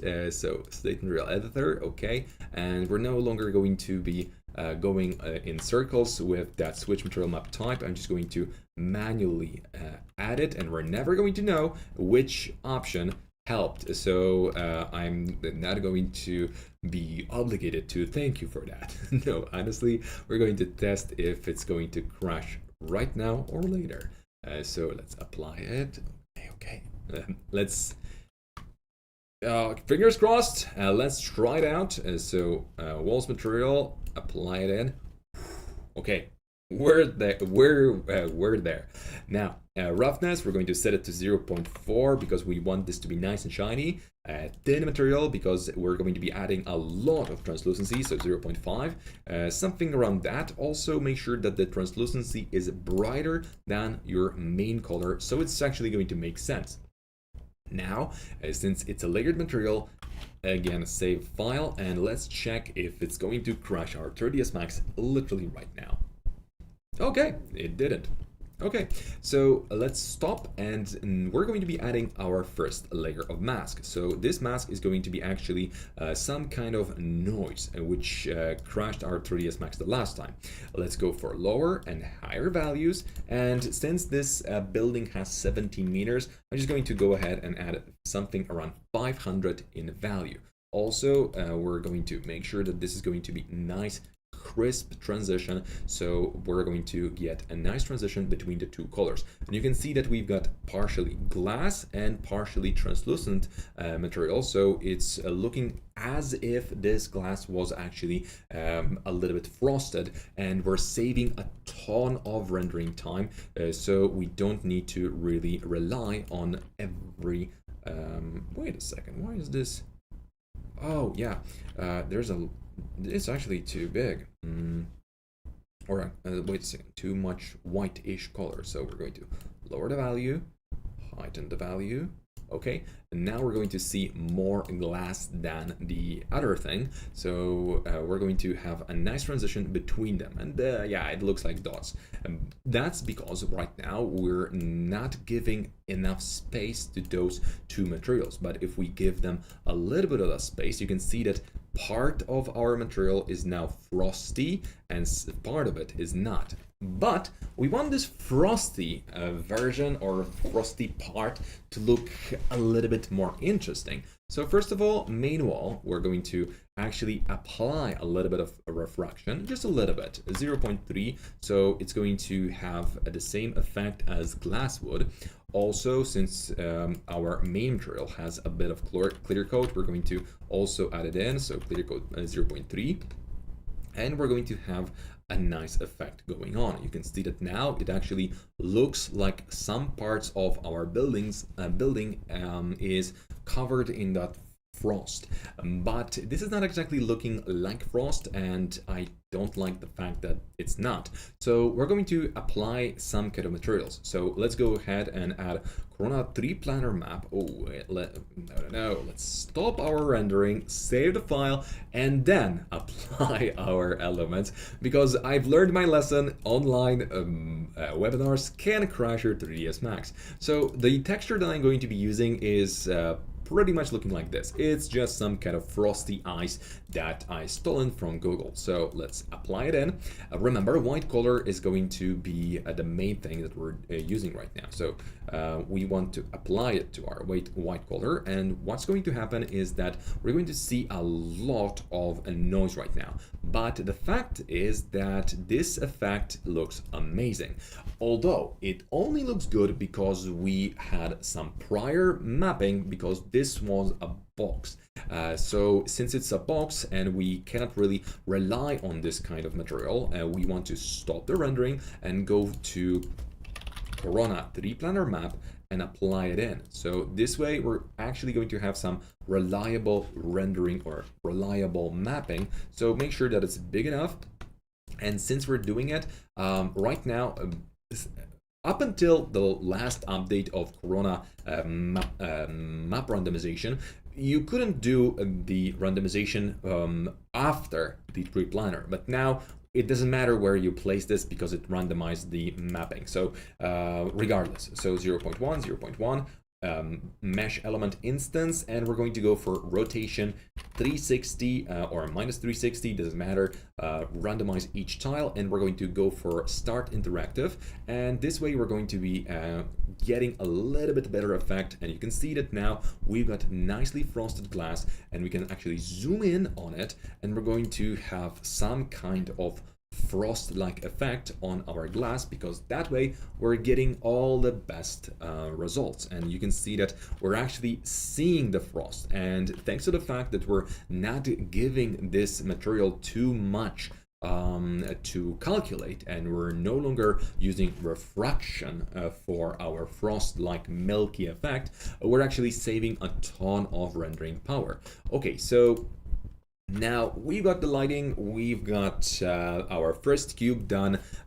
Let's actually create the rest of our cubes, because that's going to be the most enjoyable element to do. So first thing, we're going to actually close our group and close the second group as well.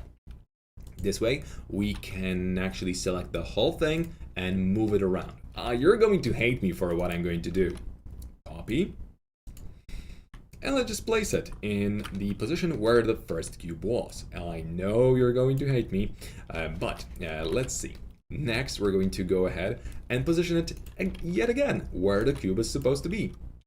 I've already did the unthinkable and merged all of them, which might have been a bit of a mistake now when I think about it, but I'm not going to be bothered with it, because we're going to do the best thing ever, and we're going to improvise in a second. So, okay, let's reposition this one.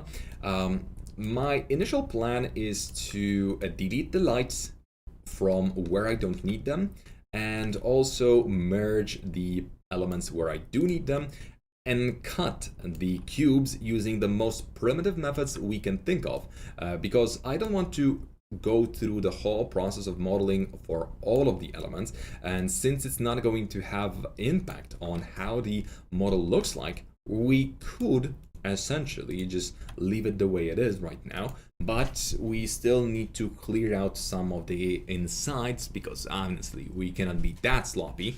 But it actually already looks nice, as you can see. It really does.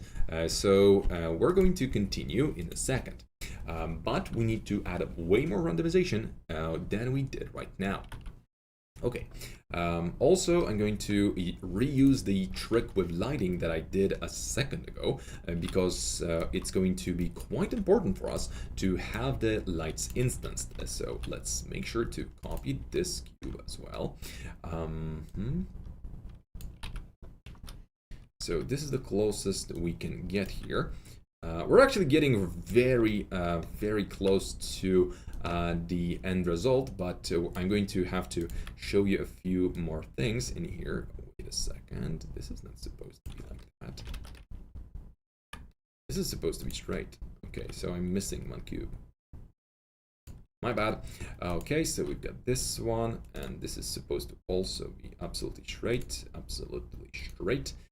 Perfecto. Let's move this around. And now we're going to do the easiest cleanup ever. Since we've got all of those cubes, we could just melt them together by using the same method we used at the very beginning. But if you're going to be crazy, you can just open all of those and cut what you don't need.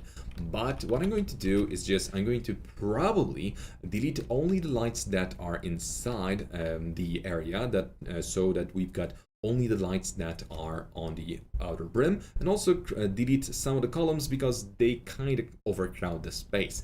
But we're going to see how the building looks like.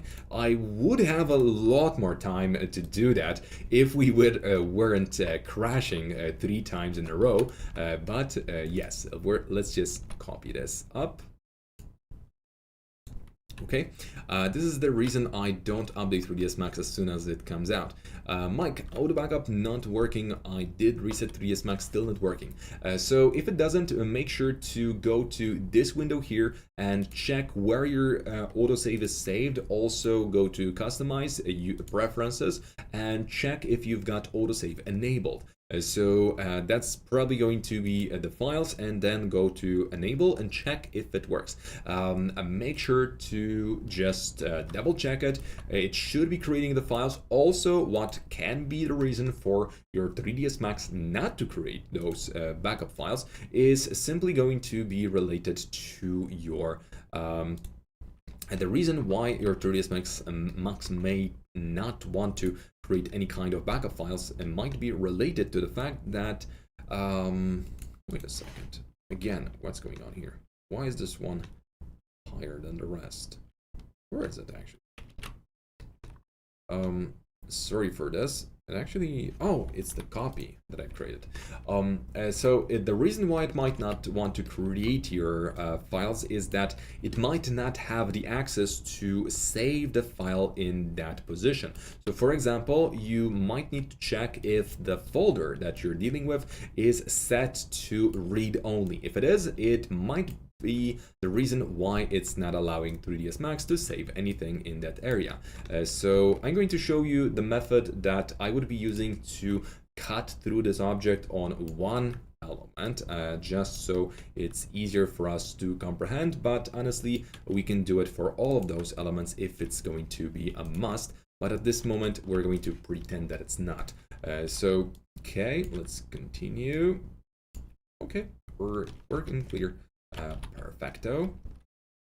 Okay, so at this point, I'm going to just open this recursively. So open and open recursively, and we're going to make sure to select all the lights, and we're going to delete all the lights in the contested areas. So we're just going to deselect this part because it's not the element we wanted, and we got all of those lights here. Delete them because we don't want to work with those lights. Also, let's delete those that are slightly too close to the other object. And now what we're going to do is select only the geometry in here. So we're going to go for geometry, select, and select this one object extra. So this is the whole, all of the geometry that we're interested in. Also, and actually is not geometry, it's also shapes. So we're selecting the shapes and all of that. So this is pretty much what we were interested in to begin with, right? So let's deselect this part. And what I would be doing if I would be cutting this, if we would have enough time, is I would be using slice, but as a modifier. And this is exactly what I would be doing. I would be just slicing, remove the negative because we hate negative people, and also we hate negative models. And we can just go ahead and just simply place this as blatantly as we go, and just allow this to melt together, because this way all those models are now going to be neatly connected. And it's, I honestly, I kid you not, it is actually going to look nice, because there's no way of telling if it's going to, if it's correct or not for a regular person. So let's move this up. Okay. And this time we're going to just go to align. Okay, since it's a one object, it's going to be the easiest ever object orientation and x-axis, and we only need to place it slightly higher. Okay, now we're cooking. Okay, so everything is done, and we've just built the majority of the scene real quick. I know it was hacky as hell, but it's due to the fact that we crashed a lot. So let's remove the boxes that we don't need, and let's do a let's say pre-render for this scene before we add all of the elements that we actually need in here, which is going to be related to the light mix, and that's going to be a very important part for us. But we now have a very nice looking scene. Oh, I know what we're missing. We're missing the background, so allow me to add something in there. So for the background, I'm going to need a couple of volunteers. That's going to be Chaos Cosmos Browser. You have it if you have Corona, so I'm not going to explain any further how it works. It's a huge repository of 3D models that you can use at your will. So we're going to use this model, maybe a small model like this one. Let's just go for this 3, I like that. And also let's go for something like that. Okay, so we've got a few trees that we're going to be using, and one bush. This tree is going to be actually in front of our building, and those are going to be just scattered around. So how do we use them and where do we place them? First of all, make sure to move them away from your object, and the thing that we're going to be doing is standard primitives. Go all the way to the chaos scatter, and we're going to just go ahead and create some kind of object behind, some kind of area behind our scene. So let's just go ahead. Okay, this should do. close the spline, perfect. Now we're going to select our spline again, objects, distribute on this spline in here, and instanced objects 1, 2, 3. Okay, so this is supposed to be big enough, but transformations, we want to have nice randomization, scale 50%, and also rotation is on. So we also want to go for minus 500 in z-axis. So that way we're going to be closing our horizon really nicely, and it's really easy. Ready to fight. Yes, exactly. I was away. Can you tell which type of lighting is HDRI or just an image? What do you mean? This is Corona Sky. I'm using Corona Sky right now. My 3ds Max never crashes. Must be your computer. Lol, lol, lol, lol, lol. Pascal, it's probably my computer just playing games on me, because right now I'm doing way too many things at the same time: streaming, talking, rendering, and clickety-clicking a lot. Plus I've got some extra software in the background which must be on because I'm streaming. So that's probably the reason why my computer decided to crash instead of working. Okay, so we've got some background, we've got our glass. Now we need to further randomize a few elements, and we need to work a little bit more on our frosty appearance. And this is going to be cool to have some, it's going to be cool to have some control over it. So Corona distance map is probably going to be very helpful in here. Also the noise, since as I mentioned, we can randomize all of the maps in Corona now, we're using Corona map randomization. So we're going to actually randomize it. So we no longer need to put it here. We can actually move this map here, and then we can just add the randomization in here. So all of the maps are going to be randomized, including our including our noise on all axes. So it's really going to be extremely powerful. But I'm going to just add z-axis because it's a 3-dimensional map. Okay, so now what do we want to do with this Corona distance? Well, we want to have some control where we've got the frost, where we don't. Long story short, we're going to just make sure to add Corona distance map as our mask for a second. And we're going to be distancing from any kind of object. For example, I'm going to just create the primitive object, let's say a sphere, and let's place this sphere here.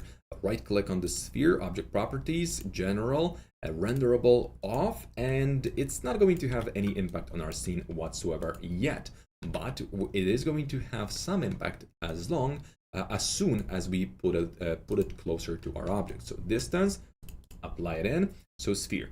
Now color inside is going to be set to black, so that way we're going to not have anything in. White is going to be the color that we're going to be setting for our far value. So near value and far values are going to be very important for us. So let's see how it works, but you know what, actually I'm going to remove this first so we can actually see exactly how it works, because right now what I'm expecting to see is that my sphere is going to be cutting a small hole, or let's say a small opening like this inside of my object. So the frosty effect is only happening where I force it.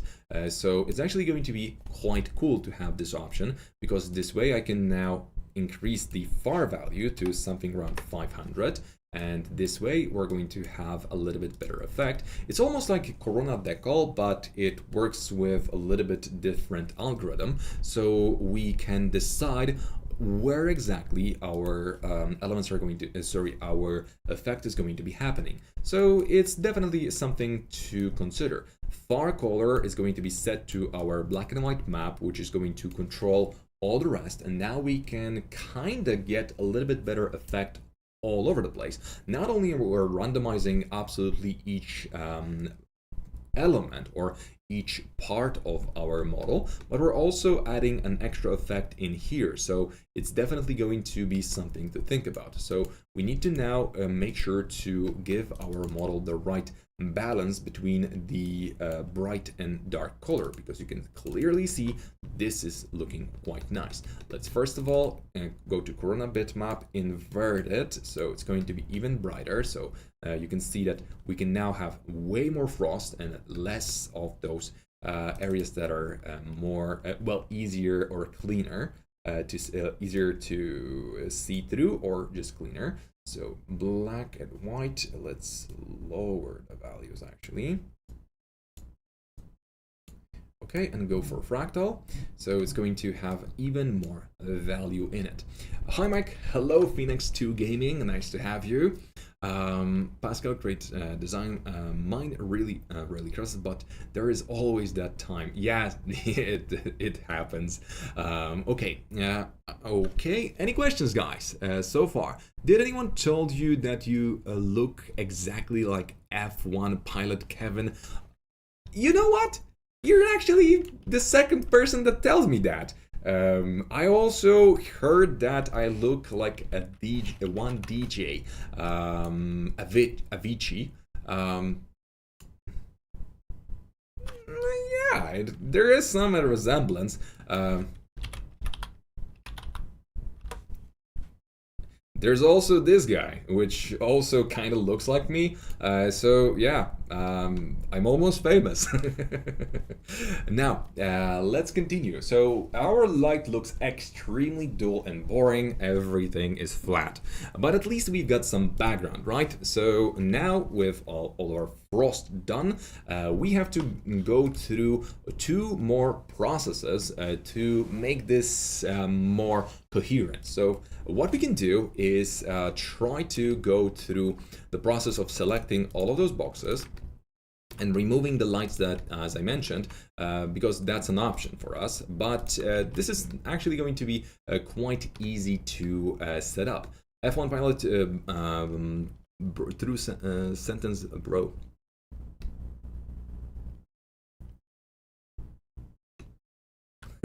Nice. It's actually quite cool to hear that I'm a lookalike for actually famous people. So let's go for grouping. Okay. So this is also going to be another group. Sorry, not ungroup. So close the group. Close and now group and floor 2. So this is going to be our object group 1, but it's going to be Ice Cube 001. So this is going to be our main one. This is going to be our 002. This whole group is going to be our 003.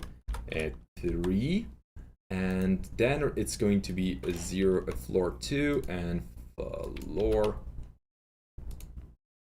Let's go for floor 3. Okay, so now we can go for light mix, set it up. Oh, grouped lights, it's not going to work like this way. Okay, I hate it, but we're going to actually have to deal with that. Do I want to deal with 32 light mix layers? Yeah, I think it's not going to be that bad. Okay, so let's just start our interactive. It's not going to have impact on the rendering time whatsoever, so we might as well just do that. Also, if you don't want to re-render every second, you want to go lower to the elements, it might be a good idea to just try to recreate your lights based on a separate setup, but I actually kind of prefer to have this option open. So let's go for environment, actually make it a little bit darker. Also, we're going to add a grim blue color to it, so it's going to be a bit more night-ish, but we don't want this to be too fake, so let's just go for that. And we want to add a bit more exposure. Perfect. I kinda love it. Now we've got a lot of those lights in here, so we kinda will be wasting a lot of time going through it, but I'm just going to be randomly assigning different values in here. So we're going to have different lighting all the way in different positions. So we can just play around with that. Okay, which one is this? Oh, it's one of those in the back. So it's actually not even organized in any kind of conceivable way. So it's actually going to be a bit of a bad habit.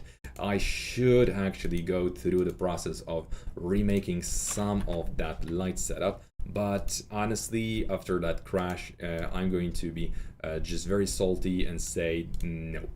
Let's go ahead and check which one this is. Okay, this one is going to be very impactful, so we're going to make this way stronger, like 15 times. Okay, so, okay, which one is that? That's the bottom. We're going to turn this off. Okay. This is also going to be turned off, and this is going to be on and very strong. Actually, you know what? Let's just make this weaker, but not off. And this is going to be stronger as well. So we've got some kind of extra lighting. And let's go ahead and continue. So now this is going to be another element that we can go for way stronger.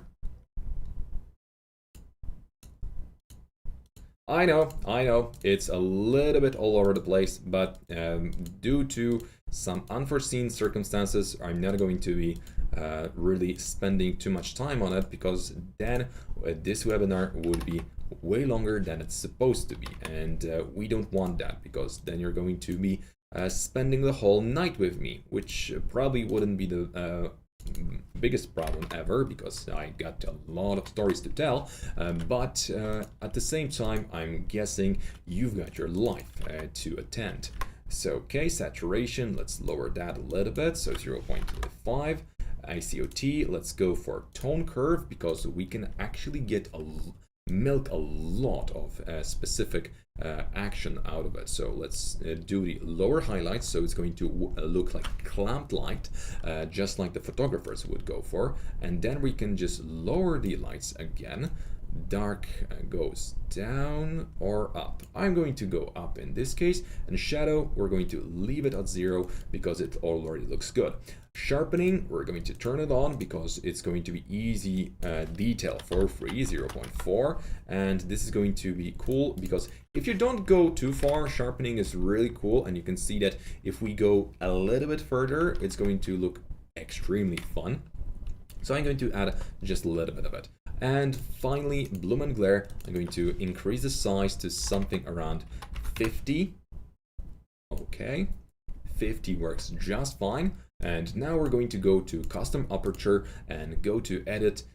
We're just going to make sure to go to first peripheral gathering and my most favorite just hexagonal option, and we're going to see how it performs right now with just a few seconds.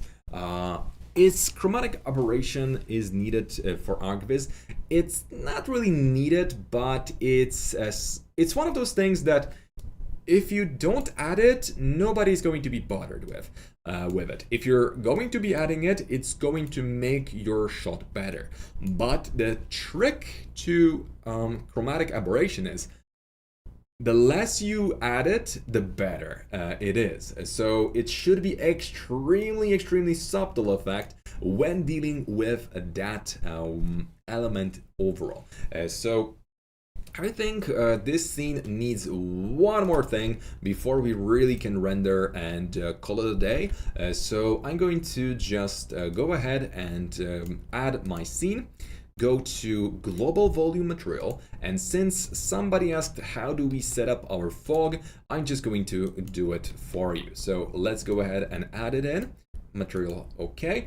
It was way earlier, so I'm not just making things up. It was just somebody in the chat earlier on So we're going to do it the easiest way. So directionality, we don't need a lot of it because it's not going to be actually that impactful, but start interactive right now to see how it performs. Hello, is there any chance to create a video explaining to us methods on how to extrude, create topographic in 3ds Max? As a landscape designer, I struggle sometimes with matching the existing in 3D. Thanks. Moyad, if you could send us a few nice examples, what you work with, what you would like us to help you with, we might just be able to give you a few tips. And if there's enough, let's say, if the topic is informative and everybody's going to benefit from it, we might as well just turn it into a full-fledged video, so it's going to be something that everybody's going to be benefiting from off of. So it would be a nice thing to just send it towards us, and we're going to see what we can do for you, and well, maybe we can create something. Image rendering on 24 megapixels image in Nikon Z8. I mean, yeah, if you're going to be thinking about that resolution, it might take a while. How can we add a CBR chromatic aberration into the professionally question related? So depending on your actual needs, you're either going to, if you really want to be super precise, you're going to be rendering 2 images, and that's going to essentially boil down to you using 2 different methods in this case, but it's easiest to just use the Z depth value and just shift one, let's say, layer on top of another. What are you saying? Okay, so yeah, definitely we need way higher numbers. So allow mixing. Okay, let's go for something around 8K before it crashes, right? Directionality is going to be set to 0 actually, and let's wait for it to render, and let's see how the sky performs before the sky falls, and you know.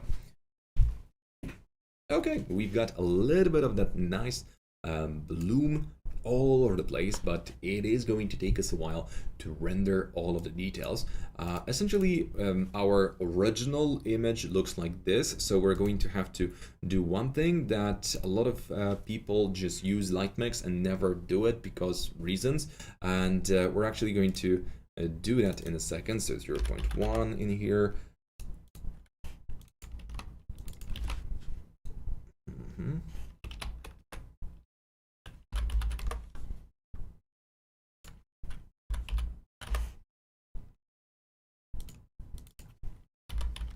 0.1, 0.1, and 0.1.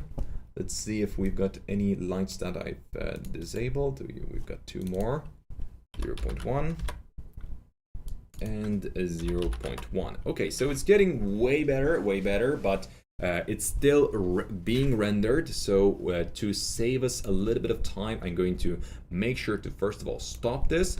We're going back to the lab, which is essentially me clicking scene. So we're going to set all of the lights that we set up here for our beauty. So this way I can actually disable all of the light mix elements, and we're just going to start the interactive all over again, and it's going to just load slightly faster due to no excessive usage of RAM. The rendering process should be going at the same rate, but loading on the scene is going to be slightly faster. Getting taken on the next level. Question: why isn't there like WSD? What do you mean? WSD? You mean an option to walk like in a game? There isn't actually option to do that in 3ds Max. Okay guys, I think we could work a little bit more on the water to make it more interesting. Also, I believe I didn't change the... Oh, that's what... That's why it didn't work. Okay, I get it. Now I kind of forgot to change the ratio of my camera, so it looked totally different towards the image, and that's why it didn't match. Because I kind of did the biggest or stupidest mistake ever. But this is the ratio of the image that we were supposed to be working with. We've got everything done. I kind of don't like the fact that I don't see the opposite side of the building, so I'm going to just take one last re-render to ensure that we are not going to be dealing with too much problems. So let's go ahead and go through this again. So material, first of all, group, open recursively. Okay, let's select the inner part. Okay, and this is going to be just glass now, because I think it's going to look better this way. I could do the same for the rest of those models, but we're going. But I really want this first piece to actually look the best, because I believe it's going to be the most beneficial. So let's wait for it to render a little bit. So it's essentially going to be the same scene as the one that you've probably seen in our demos. So long story short, this is going to look like this once we render it. We kind of need to work a little bit more on the size of the frost. In my case, I went a little bit overboard. The lighting is exactly the same, the water is exactly the same, the setting is exactly the same. I'm missing the tree in the front, but it's the same effect. Okay, now I get what is going on. It's just that the noise is set up incorrectly. It's just eating too much of the elements, and it's just too low, so 0.6 actually. So there was too much frost in this case, and that is why we're dealing with this problematic looks. Now it should be all fixed, but it's probably going to be something that you're going to be able to balance out on your own. So let's wait for it to render those couple of seconds at least, so we can enjoy the final effect of this webinar. By the way, guys, if you want to download the files for this webinar, you're going to have to go to our website. That's Vizacademy Co. UK. And in this case, I would like to strongly remind you that right now we're almost launching our new our next group starts in a couple of days, because we've got only 4 days left to sign up for the January course. So if you want to join us right now, make sure to sign up right now, because we're running out of space in our group. So if you want to do something nice for yourself for this year, make sure to check the available dates and sign up today for our training. We offer three webinars a week. 3 webinars a week set in. Wait a second, what's going on? Did I just mess up absolutely everything? No.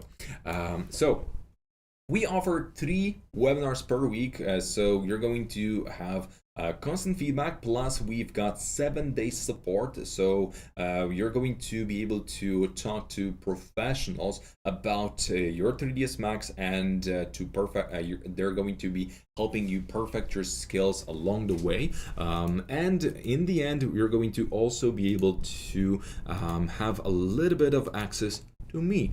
So not only that, you're also going to get pre-recorded videos, tasks, and we work with our students individually. We try to move as a group, but every student gets their own individual work assigned, so everybody can work on their own style. So yet again, remember that if you want to join our training, make sure to visit Vizacademy Co. UK right now and secure your spot. Oh, by the way, guys, I'm just going to be rendering this for a few minutes now, so we can have a bit of a conversation, and I'm not going to be clicking any more. But if you want to ask a few more questions, I'm going to be online for just a couple of minutes more, so we can not only render but also have a bit of conversation.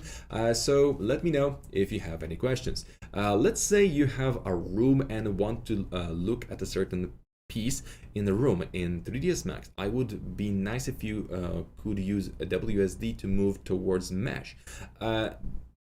Decox, you can actually do that. Due to the fact that my 3ds Max is locked, that's not going to be easy to show, but you can actually use a movement method by pressing the forward key. I mean the arrow on your keyboard. You're actually going to be able to use WSD to walk around like in a video game. Shift is going to be lifting you up, and Shift plus arrows to the left and right is going to be strafing up and down, left and right. So it's pretty much going to be super easy to do that. If you purchase the course, you can access the Corona Render license. We do give our students ability to participate in the students version of the licensing. So it's around 10% of the regular price, and it's a yearly license. So yes, we offer our students a lot of discounts, but also a free software when it comes to 3ds Max, because by signing up to our training, you're also going to gain access to the whole Autodesk suite. So it's not only 3ds Max, it's AutoCAD, it's Revit, it's all of those nice programs that you might be interested in, or that you always dreamed of actually working in. So make sure to sign up today, because, well, we're running out of spots. Now, can you use bucket render in Corona? There is a method to do that, but it's not really going to be viable. So yes and no. It's one of those things that you have hidden behind let's say a wall of very deep settings. In a different way, is there any way to import 2D topography drawings into 3ds Max and convert it into accurate model? Yes, there is a way of doing that. There's a very easy video that we did on a very similar topic. It's almost that, but it's not detailed enough for what you're talking about, but it's a start. There's a method called wait a second, it's how's it called? It's the compound objects, it's terrain. You can use terrain method in 3ds Max to get the result that you're asking about. So yes, there is a way of doing exactly just that. So, Phoenix 2 Gaming, do architects use high resolution MP cameras? I was joking about 46 megapixels. You can check our current price on our website. The price is changing from time to time. So because this is going to be recorded and somebody else is going to be watching this later, I don't want to mislead anybody with some kind of let's say older pricing. So please go ahead and check out our offer on Vizacademy Co. UK. That way it's just going to be best. Also, I'll be honest with you, due to the fact that everything is getting more expensive, we also have to adjust our pricing. So if you're going to secure your spot right now, you're probably going to save a few bucks in your wallet. So thank you for your effort, Mike. It was great. Benza, thank you for that. It's always amazing to hear some positive feedback.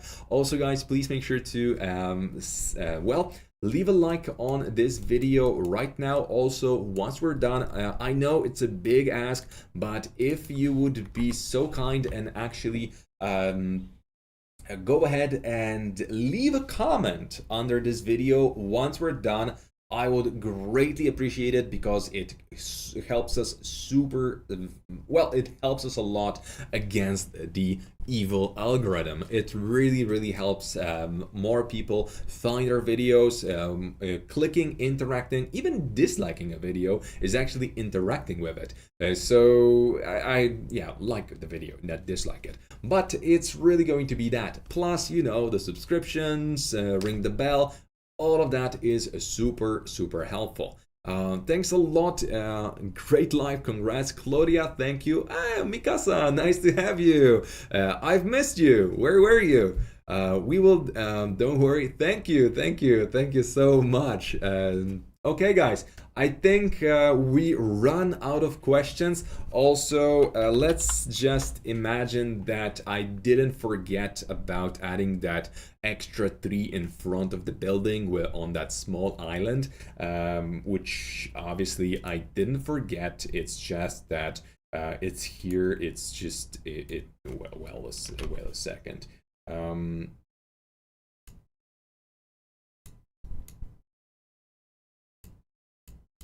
It's here. So thank you very much for your attendance. We're going to see each other in just a week. So make sure to email us a few propositions for next topics, and see you in just 7 days. Thank you once again, and bye-bye.